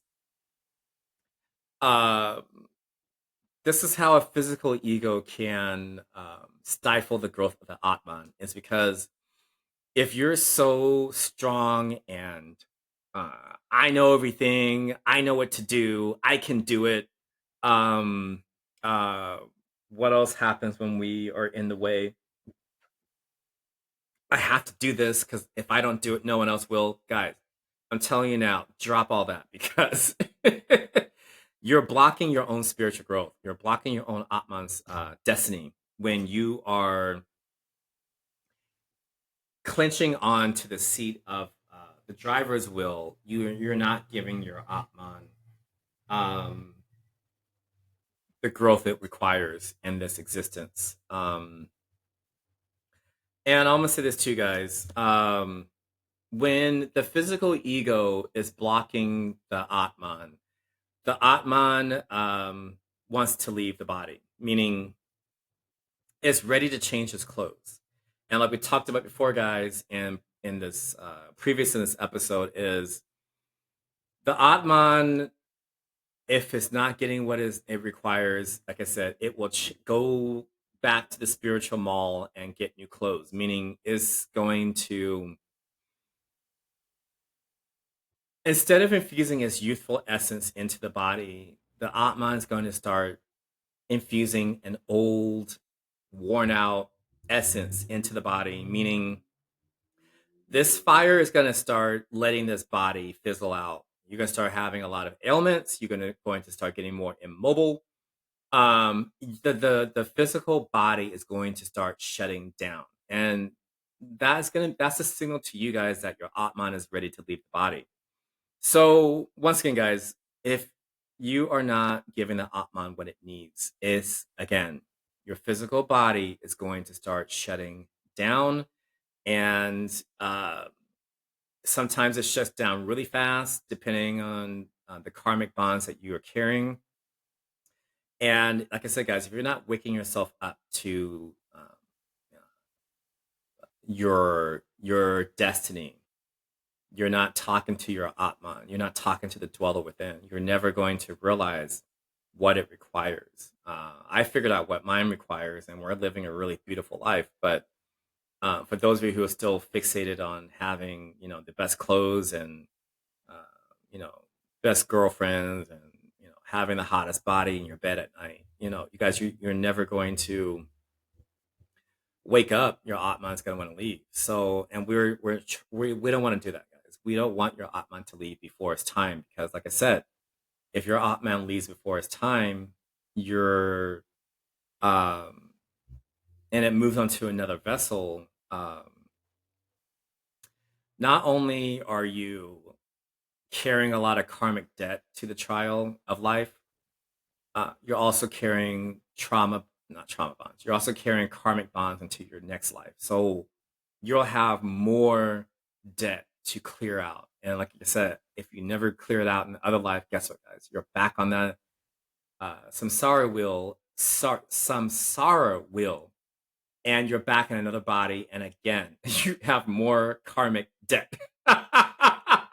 And like I said, guys, the goal of your life is to come into spiritual wealth, not carry debt along with you. So hopefully that explains why we're all down here. And like I said, guys, once your body starts to dwindle and your youthful exuberance and essence starts to leave, the body wears out fast, it fails, and your energy moves on to another vessel. It moves on to another identity, another avatar. I'll say that. Yeah. So again, guys, with all that being said, start the self-reflection. Um, talk to yourself. I do this at night all the time. I call upon my inner dweller, or my Atman, or my inner essence. I use that a lot too, and I ask it, what's his destiny? I asked that one time.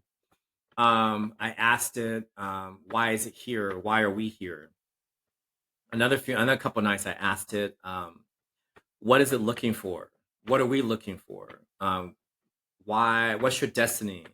Just recently, I asked my Atman, where did it come from? I still haven't gotten that answer yet. I think it'll eventually share it with me, but it has shown me different parts um, of the universe that it likes to go, but I haven't seen like um, my home, what's it called, planet, or my home dimension just yet. So we'll see. I'll let you guys know. So you guys probably have some questions. The how. How do I listen to my heart? And I saw this and heard this on The Last of Us. I think it was season 2, episode 1, where I think it was Joel and his therapist were talking, which is what's her name? She's a Canadian actress. She was on Schitt's Creek, but yeah, Last name O'Hara. Him and her were having a conversation. He had killed her husband, and she wasn't cool with it. So she told him, she's like, to heal something, one must say it out loud. I'm gonna say that again, guys. To heal something, one must say it out loud. And this is why I say to journal, guys, because I found an old journal entry way back in this month last year, 2024. I was letting go of my downloaded self, and I'll share with you guys one thing that I said out loud to heal it. Uh, I said, I am a liar. And to say that out loud was very different from writing it, only because, my Atman myself heard it. And the reason why I said I'm a liar is because um, anyone who ever knew me in the past, I gave a different face to them. Some people knew things, some people didn't, and I had to keep track of all that stuff. And when people met each other, everyone had a different story about me. And, in my mind, when I heard that, that was me lying to people. That was me keeping secrets and all that stuff. So that's what I mean, guys, by freedom. That's where that freedom episode really came from, was because I was um, tapping into that emotion, that journal entry that I did and said last year, right in this apartment. I said it loudly to myself. And another thing I said was I'm an alcoholic. That was a big um, thing to um, talk about, because I made alcohol my identity. Like I said in other episodes, I turned it into my identity. I drink it under the table, and anyone who dared to try to put me on the trial, I would show them what's up in the final judgment. So I had to let that go. And then one more thing I had to let go of was Al the ego. I said that out loud. I had to let go of him. And I want you guys to know, when I say I had to let go of him, is because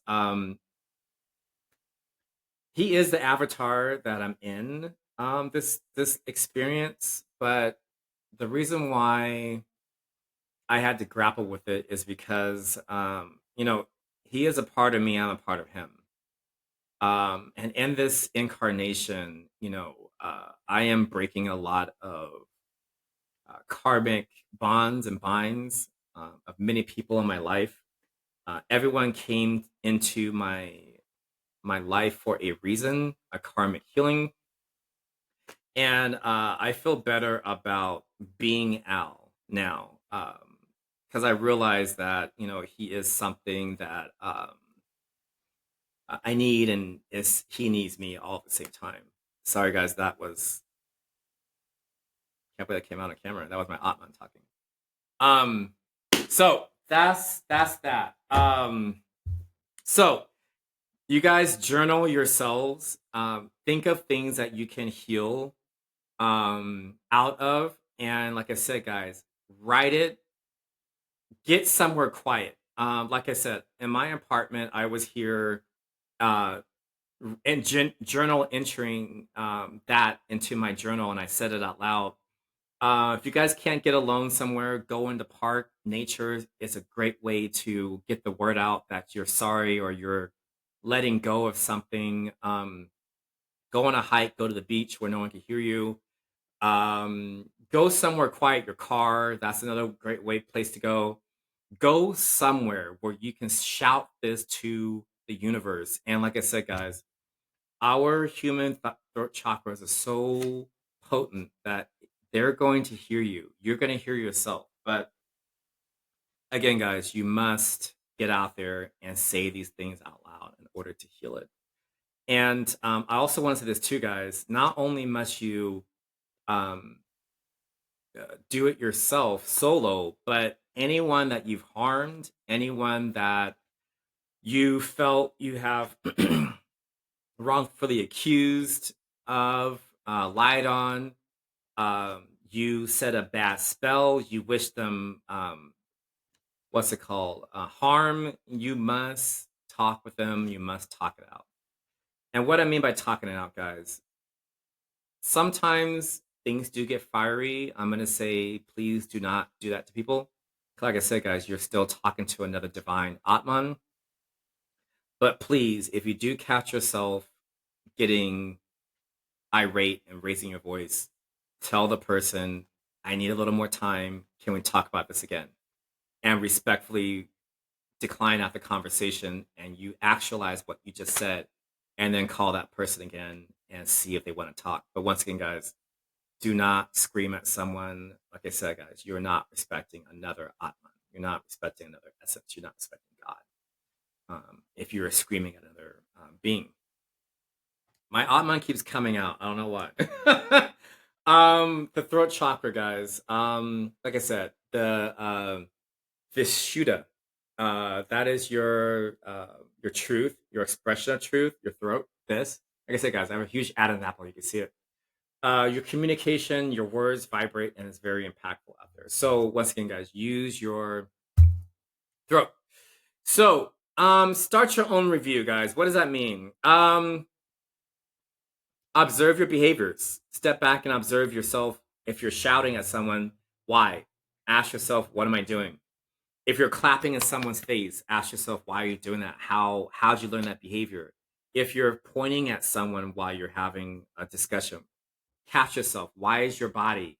Why are you telling your physical self to be aggressive towards another Atman? And also, guys, those of you who, let's just say, moving on, let's say you do actualize your behavior, or you say, "Oh, I'm always surrounded by drama." This is a very common one. People wear this like as a badge of honor. Oh, drama follows me. Well, guys, you must start understanding why drama follows you. It's because you're drama. I'm gonna say that. So once again, guys, if you're having a lot of drama in your life and you have people who are drama bound to you and drama bonded, and all you do is fight, curse, and stress people out, look at yourself. Re-examine yourself. You must examine your physical ego. Check your ego literally at the door, guys, and step out of it and come into your aligned Atman behavior, which is love and light and calmness and discernment. When you guys have discernment, discernment is where you can decipher if someone's telling the truth or not, if someone is truly there for you or not, or if someone is truly supporting your hopes and dreams and they're there for you. That's discernment. That wasn't in my show notes. That was for the part two. But anyway, guys, if you observe that you're surrounded by narcissists, guess what, guys? Yeah, more than likely you're either a narcissist yourself, or you were a narcissist in your past life and you were born to these people, and the spiritual world is waiting for you to break that narcissistic bloodline, and you must evolve out of it. So hopefully that's putting that into real time of what I'm talking about when I talk about observing your family behaviors and your behaviors, because it's more likely the same. But if you're a bloodline breaker or a curse breaker, you step back and observe why you're surrounded by all these people, and then you start to reflect and actualize and evolve into better behaviors. And once again, guys, once you start to evolve into a more aligned you, do you start to free yourself and you start to free your ancestors along that bloodline. And again, you start to unblock your blessings that have been blocked by narcissistic drama behavior. If you're surrounded by users, as people say, energy vampires, again, guys, you must check your own self. If you're surrounded by darkness or negativity or sorrow, depression, again, guys, you must look at yourself. I'm going to talk about the Matrix again. When Neo was at the the apartment of what's it called? Wow, my gosh, I lost it.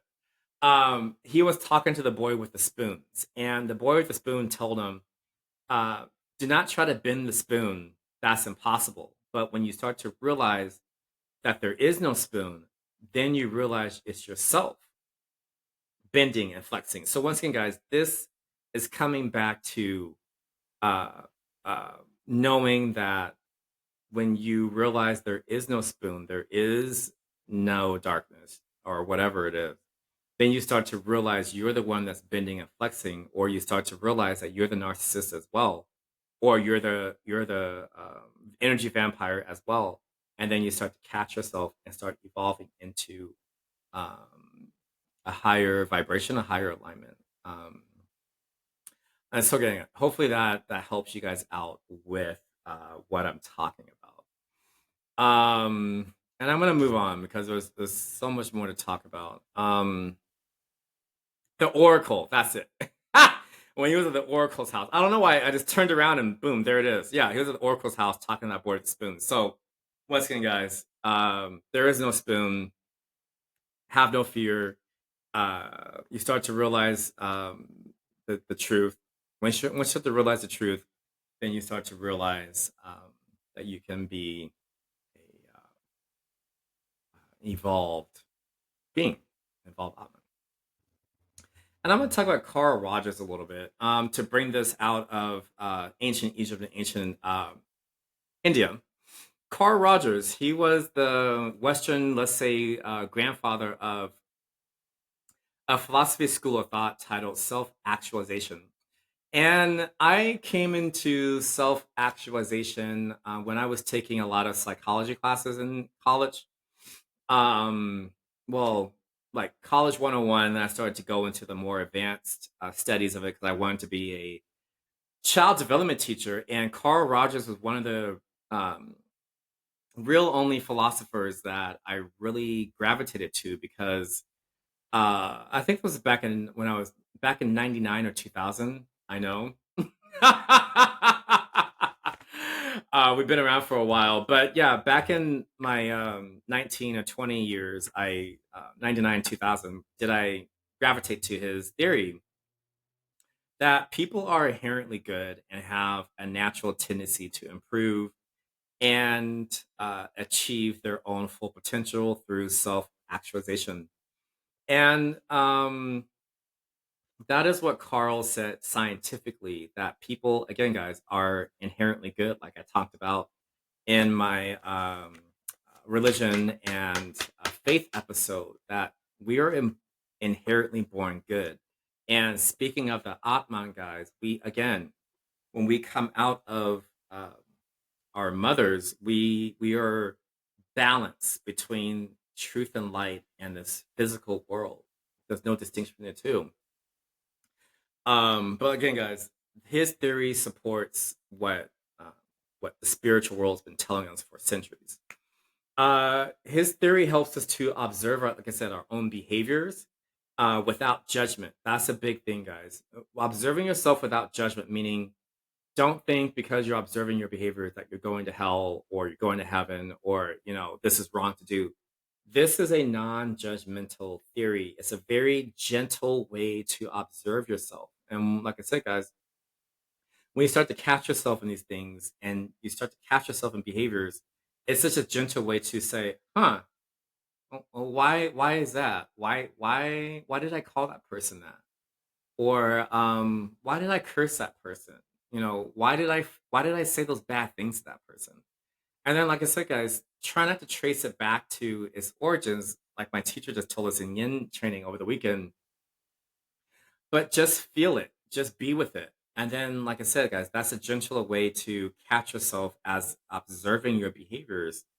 And then you can start to understand your positive behaviors as well as your negative ones. And hopefully, you can start eliminating the negative ones and you can start coming to a more positive alignment. So hopefully that helps you guys out with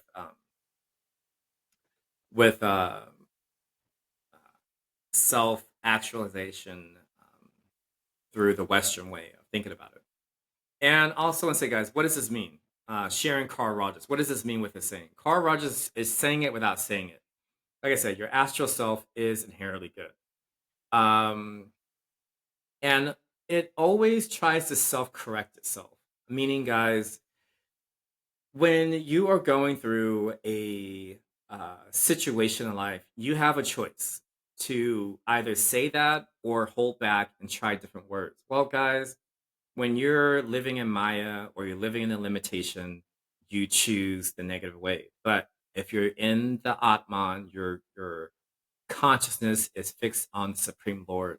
Do you not say terrible things to people, and you don't treat other um, divine Atmans in a negative way? You start to change your ways. You start to come into uh, love and alignment.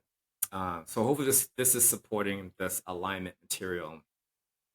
And like I said, guys, if your ego is blocking your growth, um, and it never reflects to heal, it's pretty much game over for your for life. It's because the again, your Atman must live out its karma, and it knows that.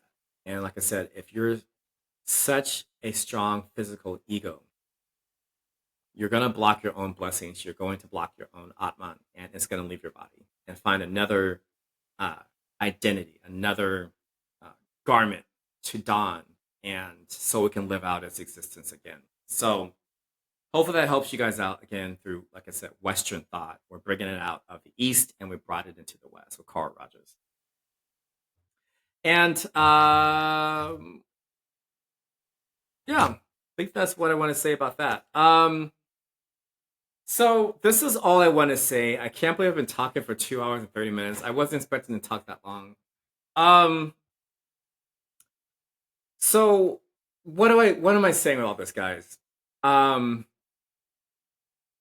with the Carl Rogers and everything I just talked about today, with discovering your Atman and keeping yourself on a realigned path, self devotion must come into your life, meaning quiet time, meditation time, or prayer time. If it's once a day, twice a day, 3 times a day, it must come into your life. And guys, I don't mean like a quick little prayer for 10 seconds or not. It's great, but it's not enough time to keep your mind on the Atman. Give yourself at least 5 minutes, 10 minutes here and there to just still the mind and just see what comes up. You don't have to say anything. You can praise Atman, you can praise Brahman, God. It's not necessary all the time, but like I said, just sit with yourself and just be. And like I said, just see what comes up. If it comes up, it comes up, and you just let it go. So once again, guys, you got to have self devotion time.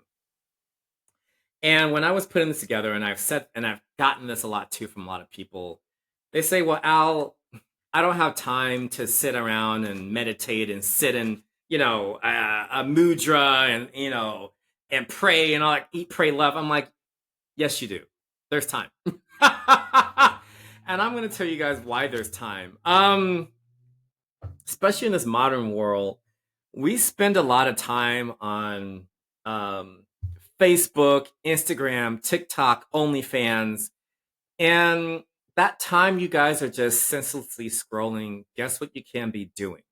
You can have devotional time to yourself. You're giving away precious time to a device. You're giving away precious time to people you're never going to meet. So hopefully that helps you guys to get off that social media. I do it a lot. I know a lot of my friends and family are just like, Al, I can't get a hold of you. This is the reason why, because I'm having my own devotional time to myself. I'll call you back when I'm ready to talk. But, I'm giving you guys an example is because I want you guys to start a devotional time and start small. Give yourself 5 minutes, 10 minutes. Maybe you're building to a whole hour. I was just talking with a buddy last night. The both of us sometimes turn our phones off and we just leave it in another room and we just have our own devotional time with ourselves. And I encourage all of you guys, or all of you, see, I caught myself saying guys again. I encourage all of you to do the same thing. Give yourself some devotional time alone. And I know a lot of people are married out there. It's okay, guys. You've been married to them for a long time. If you need to step away for 10 minutes, let your partner know, hey, I need some devotional time. Same way with the children. Hey, can you watch the kids? I need some alone time. But again, guys, you must make time for yourself. And I'm also going to say this too. For those of you who say, I still don't have the time, I'm going to say this too. You were not born with a cell phone in your hand. Meaning the spiritual world did not give you a cell phone to scroll all day. For those of you who think I don't have time because of my job, again, you did not come here with a physical job. You were a jobless being that parents take care of you. Again, guys, that job is not that important for you not to make time for yourself. The friends circle that we have, again, guys, you were not born with friends. You came here alone. The family that we are assigned to in this physical life, you didn't know they existed until you start developing speech, and then you realize, oh, this is mom, this is dad. But before that, guys, you're just looking around like, who are these people? And you look at the crib like, who is this lady? I see it all the time with babies. Whenever they come on board, they are literally looking around like, what is going on around here? Who are all these people? So again, guys, hopefully that gives you a sense of control of your sense of scrolling, to understand you were not born with jobs, cell phones, families, kids, wives, husbands. All that stuff gets left behind when you guys transfer over to the next life. So once again, guys, try to really detach yourselves from those jobs every now and then, and I mean from those physical things every now and then, and just step into devotional time. And again, guys, life is a solo journey. I want to tell you guys that. Like I said, we busy ourselves with these friendships and colleagues and jobs and politics and work. And again, guys, that's just the veil of, that's the illusion of life. Um, that's the Maya of life, all that stuff I just mentioned. So I'm not dispelling it. I'm not saying it's wrong. I'm just saying, once you guys put those things in your forefront and you ignore your spiritual wealth, you ignore your Atma, does it become a problem? And does it become stifling to your inner dweller that's inside you? That's what I'm trying to say. And I want to say this to you guys. I've attended a lot of funerals in this life. And the reason I want you guys to detach from this, is because these coworkers you guys have, these friends we have, these family members we do call family, any other people we do come across in this life, it's no guarantees they're going to show up at your funeral. I've seen funerals where there's only been five of us. I've been to funerals where there's been 300 people. What does that mean? That means, guys, people, when you pass away, they may or may not come to your celebration of life. So again, guys, this is a solo journey. Become familiar with yourself. Celebrate yourself while you're here. Celebrate yourself on the other side. These people are always going to be here, guys, once as we physically exist. But once again, we don't. We may or may not see them on the other side for a while or not. Um, so, with that said, devotional time, guys. Again, try not to live such a busy life that you forget to talk with yourself. Because, like I said, you might have five people show up at your funeral. I'm going to give an example of this. At work, we have crew rooms where the flight attendants go to lounge, to take a decompression time from the passengers, and every so often they'll have like a little candlelight visual with a passed away flight attendant, and it's like a little picture and a candle that's lit, and then there's a book that's open. And I'm gonna tell you guys how much these jobs don't really care about us.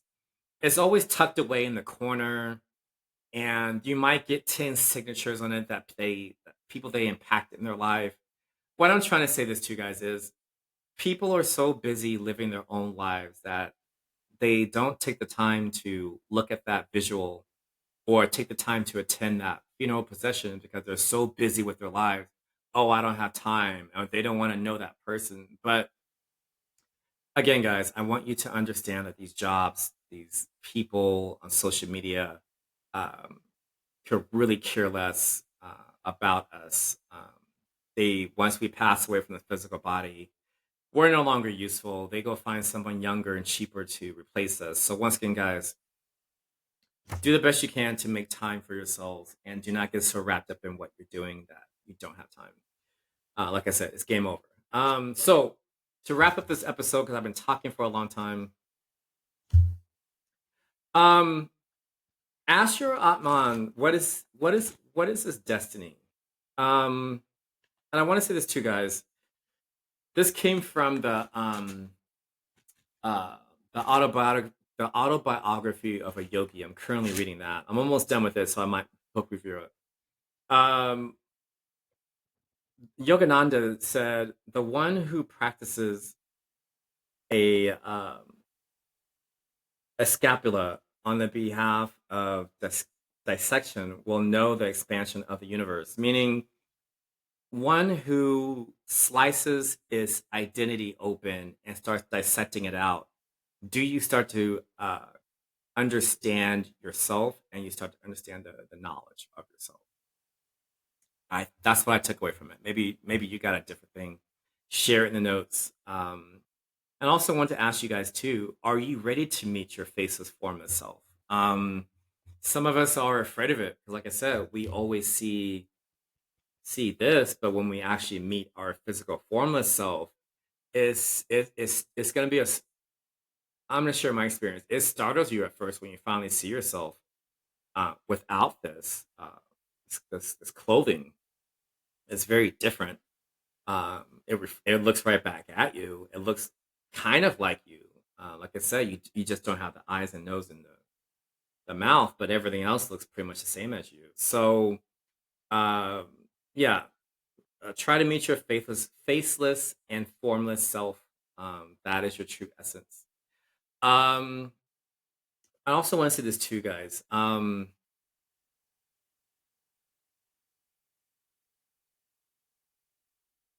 Socrates said, "I know that I know nothing." Why am I sharing that with you guys again? That sparks the curiosity that you know nothing. You know that there's ignorance out here, and you're ignorant to some of the things. But to actualize that you do have ignorance lets go of the physical ego that knows everything. So that's why that saying has trickled down through generation on generation after century, is because it's a very powerful statement for you to actualize that again, you know nothing, which means you got to go out there and find knowledge. You got to go out there and find the truth. That's what that statement is really talking about. And like I said, start asking yourself questions, guys. The only way you can get to know yourself is start asking questions. And then, um, yeah, I'm gonna share this too.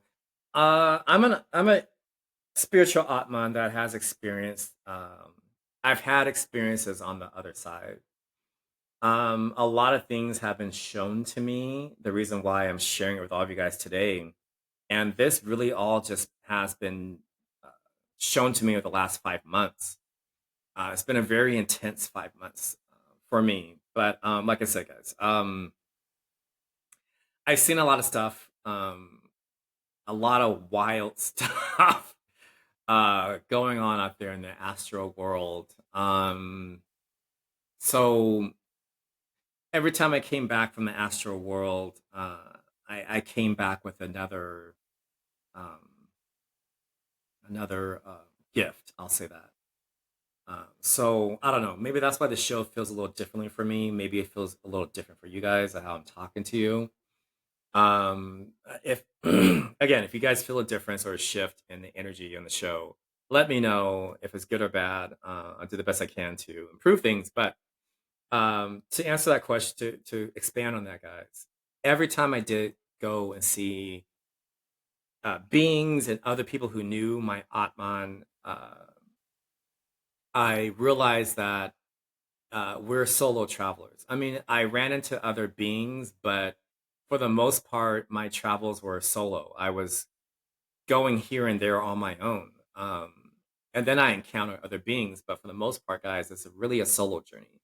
And it's the same way in our physical lives. This is really a solo journey. And when you guys start to understand that, do you start to understand how to live in a more aligned place?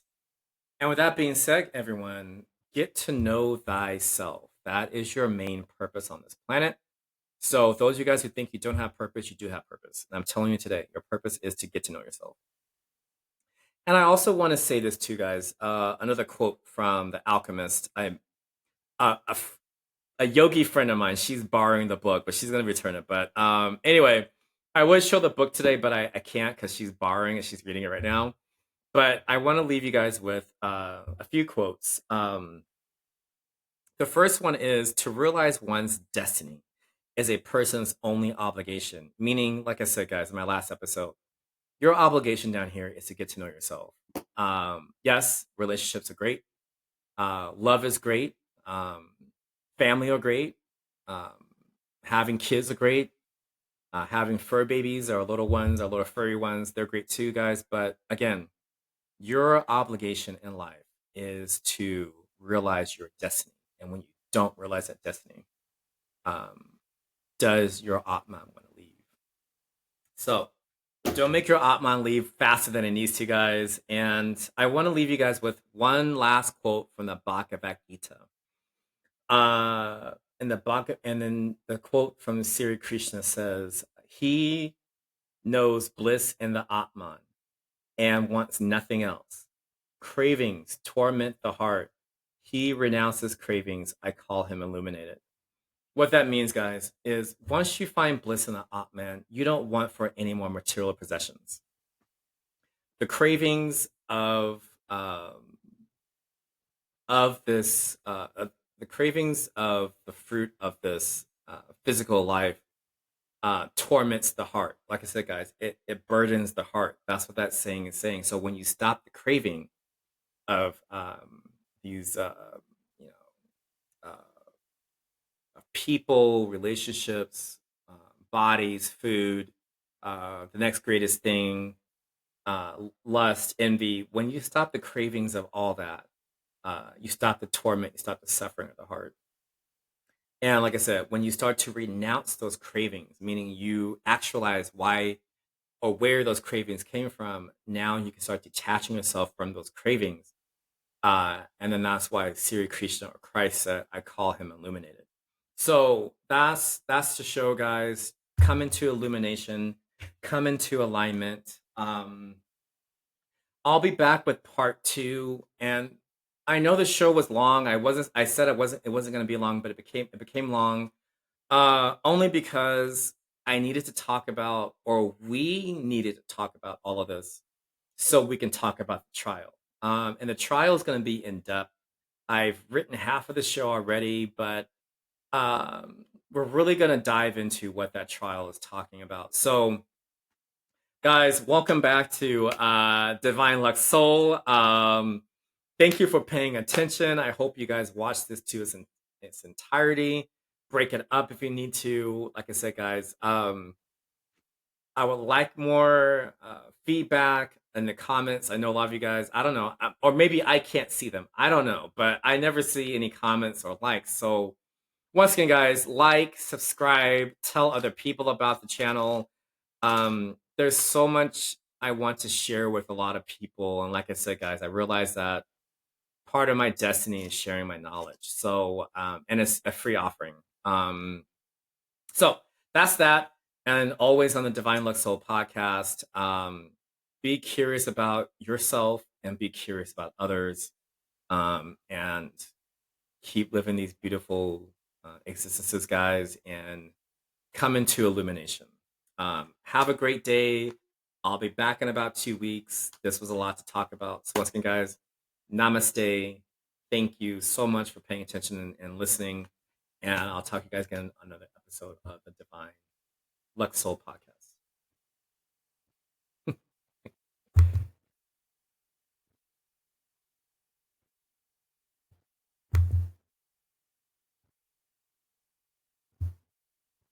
Oh